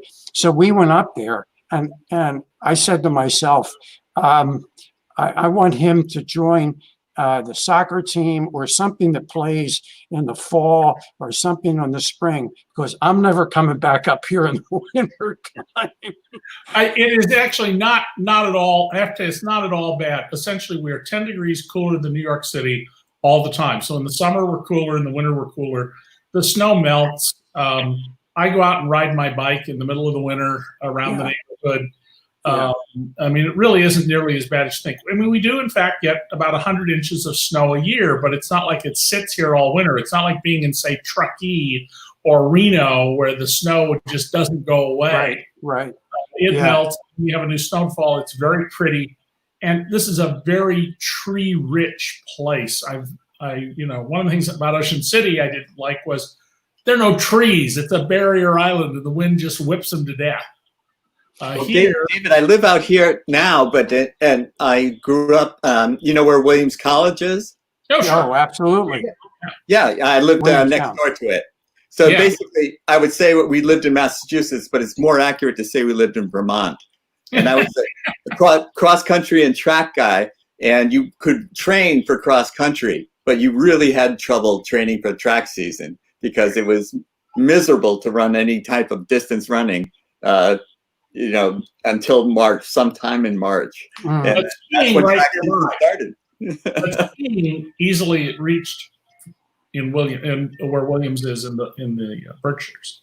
Yes. Well, that's beautiful. That area. A wonderful place, and I do visit every year. My mother still lives there, and and the fall is the best time to go back there. And Ankit, where are you in India? I'm in New Delhi. You're in New Delhi, which is essentially like Beijing. It's a high desert city, right? Yes. Yeah. It's cloudy. It has. We live just above and below everyone. It's like that only. And then there are a lot of apartments and societies. And so if you talk about New Delhi, there are more cars in New Delhi as compared to 3 or 4 metros in India. So where's the people? Yeah. And then a lot of people come to work in Delhi every day. And if you ask me numbers, so it could be around maybe 1 million. But not lots of trees where you are. No, we have a lot of trees. I mean, New Delhi, so Delhi is kind of a national capital region. If you talk about a place where all those offices are, there are very few trees. But if you go to a suburb or things like that, you have ample of trees. But overall, there is no balance it out. There are no balance when you compare to any other country or any other state. But if you go to countryside, we have a lot of big forests and trees around India, but not in the metros. Not in the metros. Gotcha. Thank you.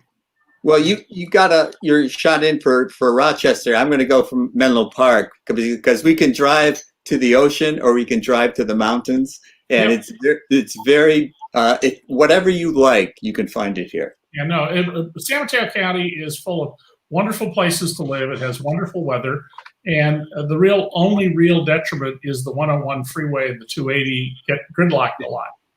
That's all. I only take 280 when I can because 101 is just, So I had a business where we had an office in Pleasanton, and so it was interesting because the people in Pleasanton who worked towards the city, they would get up at 4, leave at 4:30 or 5 in the morning. And that was because they couldn't possibly leave at 8 o'clock, or they would go to work at 9:30 or 10 when the freeways were clear. So it just, taking BART was the answer if you were going from Pleasanton because you just couldn't drive there. And I have a very close friend who lives in SoCal, which David knows. SoCal, hi. Oh, you went to SoCal High. Okay.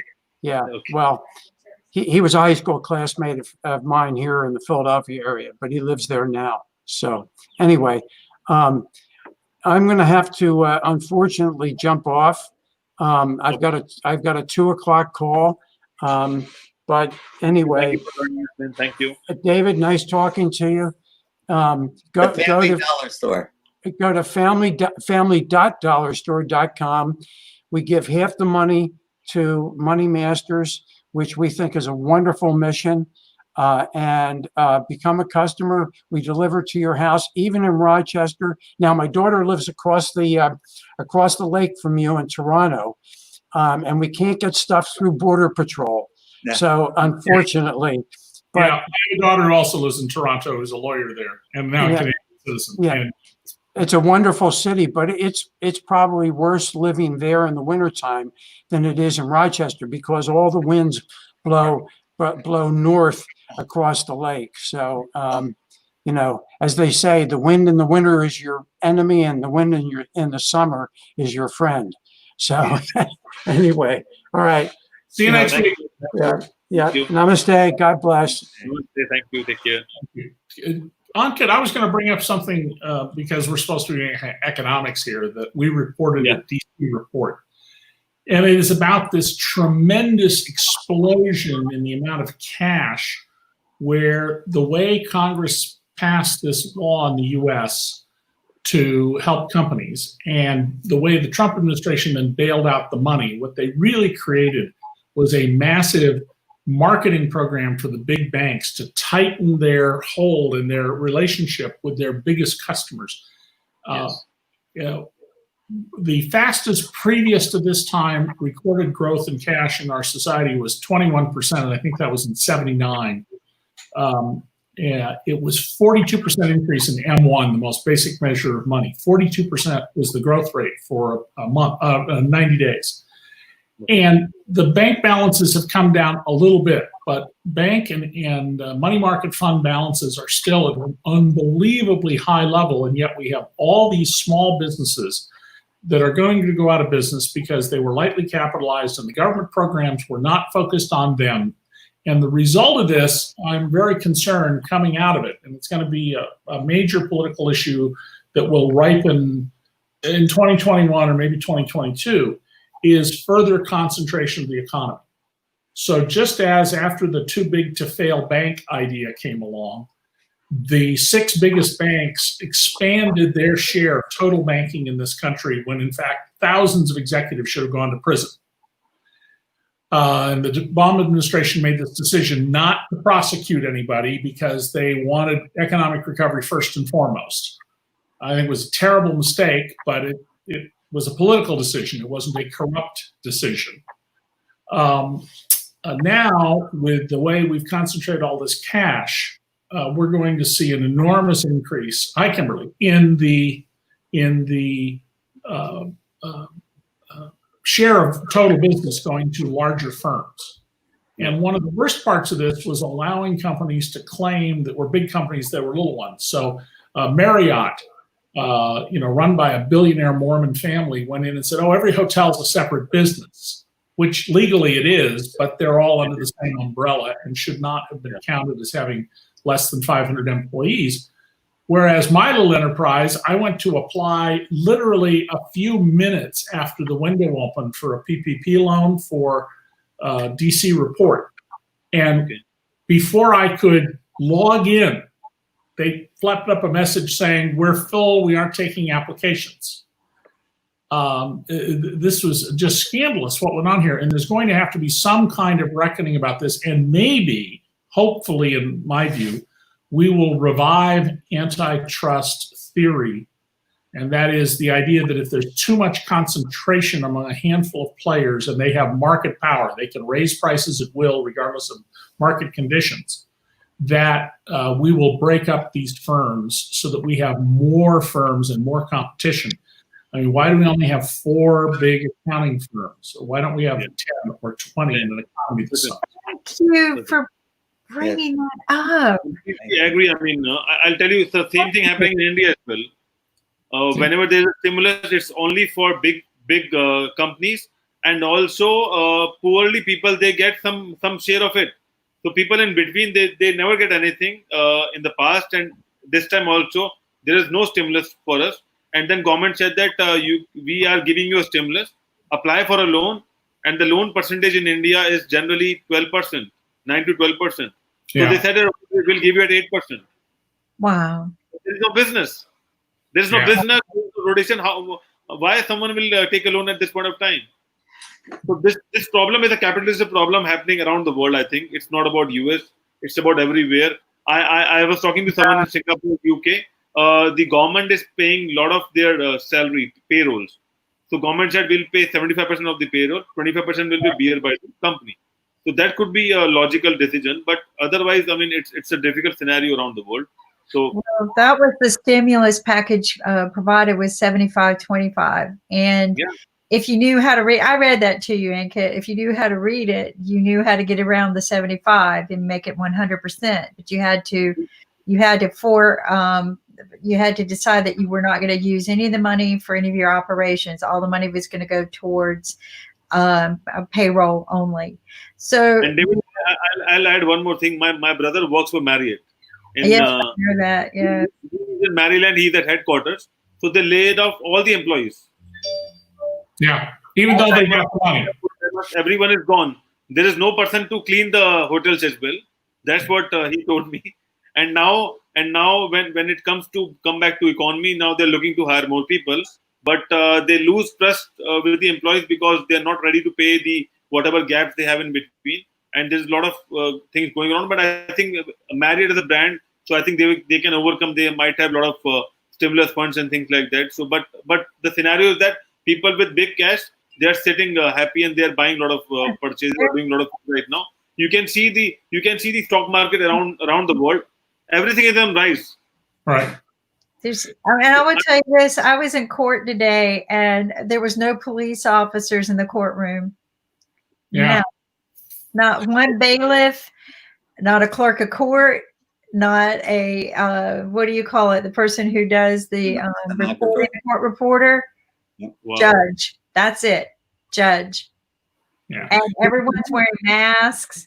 You don't know if somebody's there for a bad reason or a good reason. Well, you know what's going to happen when the time comes to decide that either you qualify to not repay your loan, it becomes a grant, or not.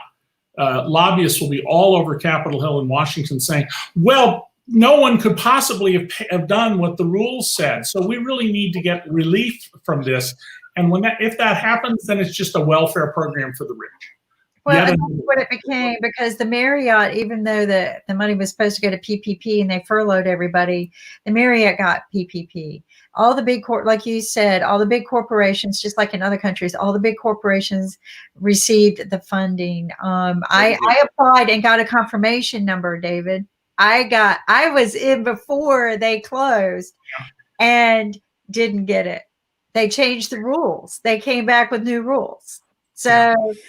And Nick and I had reviewed the rules, and I told Nick, I said, they're coming back with new rules saying that if you only have, you only get $1,000 per employee. The banks changed the rules, and that wasn't in the stimulus. I read the stimulus from top to bottom, and Nick reviewed it online with his employees, and nowhere did it say that. It was a rubber stamp. You get $10,000 for your small business, rubber stamp, and the banks changed the rules. So you were right. You were very right, very right. This was a grant program for the wealthy. It's just a welfare program for them. And the people who suffer the most, as Ankit say, are us. We're the middle class. Upper middle class are the ones who suffer the most, because we cover both ends. We work for the rich, and we honestly, the majority of us give back to the poor. And David, you know that. I mean, our taxes. We give away as much as 25% of our income to charity. So that was the peak year. We have given away much as 25% in a single year. Yeah. And I mean, there are times, and we get 45% of our tax, we paid taxes. I heard somebody say yesterday that he paid up to 60% in taxes. I'm like, you've got to be kidding me. Charity. What? And I was talking about gifts to charity, 25%. Oh, 25%. As 25%. Yeah, and you know, and I don't know how the tax laws are going to change to help us out, like move forward. But to me, it would have been probably more beneficial to do a reset button and say, you know, no tax liability this year. Just get your businesses back up, get your lives back up. The other thing that should have happened was that's Nick calling me. That's my boss. Oh, thank you. I think we need to wrap up because we have an. We need to wrap up. But real quick, what I think should have happened is the minute they did a lockdown, even all of the government employees, all of their paychecks should have been held until they fix the problem. When they fix the problem, then they get paid. And the reason is that they have no incentive to help us out. None whatsoever. So the laws should be written that they need to have incentive to get this back up, but they had no incentive to make this wrap up in 1 month, 2 months, or 3 months. They not only got their paychecks, but if you've been reading the news, they got a raise. But the most important question, Kimberly, is did you win your court case? Yes, we did. Now we have the hard part. We have to collect. And, yes, and different problems. Yeah. So we have no idea where to collect. So, but we didn't win because he didn't show up. Oh heck no! The judge wouldn't give us a default judgment. We had to do a hearing.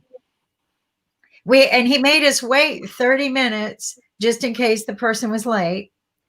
And he now you got to collect. That'll be the hard part. That's exactly. Thank you, David. That's I think winning was the easy part. But they didn't even show up. But I was in the courtroom and a lot of people didn't show up.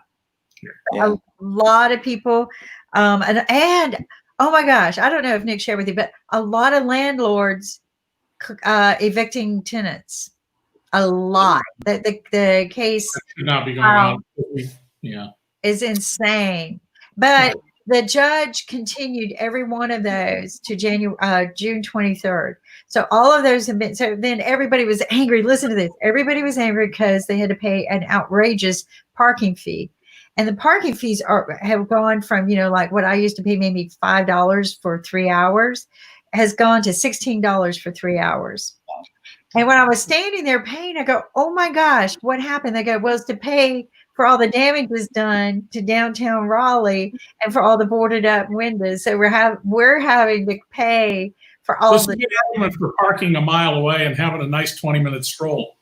Yeah. Well, Nick did that, but he still paid. Nick did that. I got to back out. David, before we wrap up, I just wanted to ask the last thing. Can we do a show on middle class? Is middle class the real economic class? Say it again. Can we do a middle class economics? Oh no, we should talk about that and what's happening and how the middle class, why it's being shrunk and what's happening and how we're mining the bottom 90%. Happy to do that next week. Yeah. Let's do it next week. I appreciate it. Have a great week. Thank you. Take care. Thank you. And I guess let's bring our ambassador on. And thank you, Jim, for taking over for me today. Oh. Coronavirus से कैसे बचेंगे? Okay. Hand होकर और ऐसे अपने खांसी जब आएगी तो ऐसे करेंगे अच्छू अच्छू और कोरोना वायरस को धन्यवाद हमारा म्यूजिक सुनने का. There we have it, folks. Thank you, and thanks for joining us. Thank you, Jim, and thank you, Kim. Take care. Have a good day.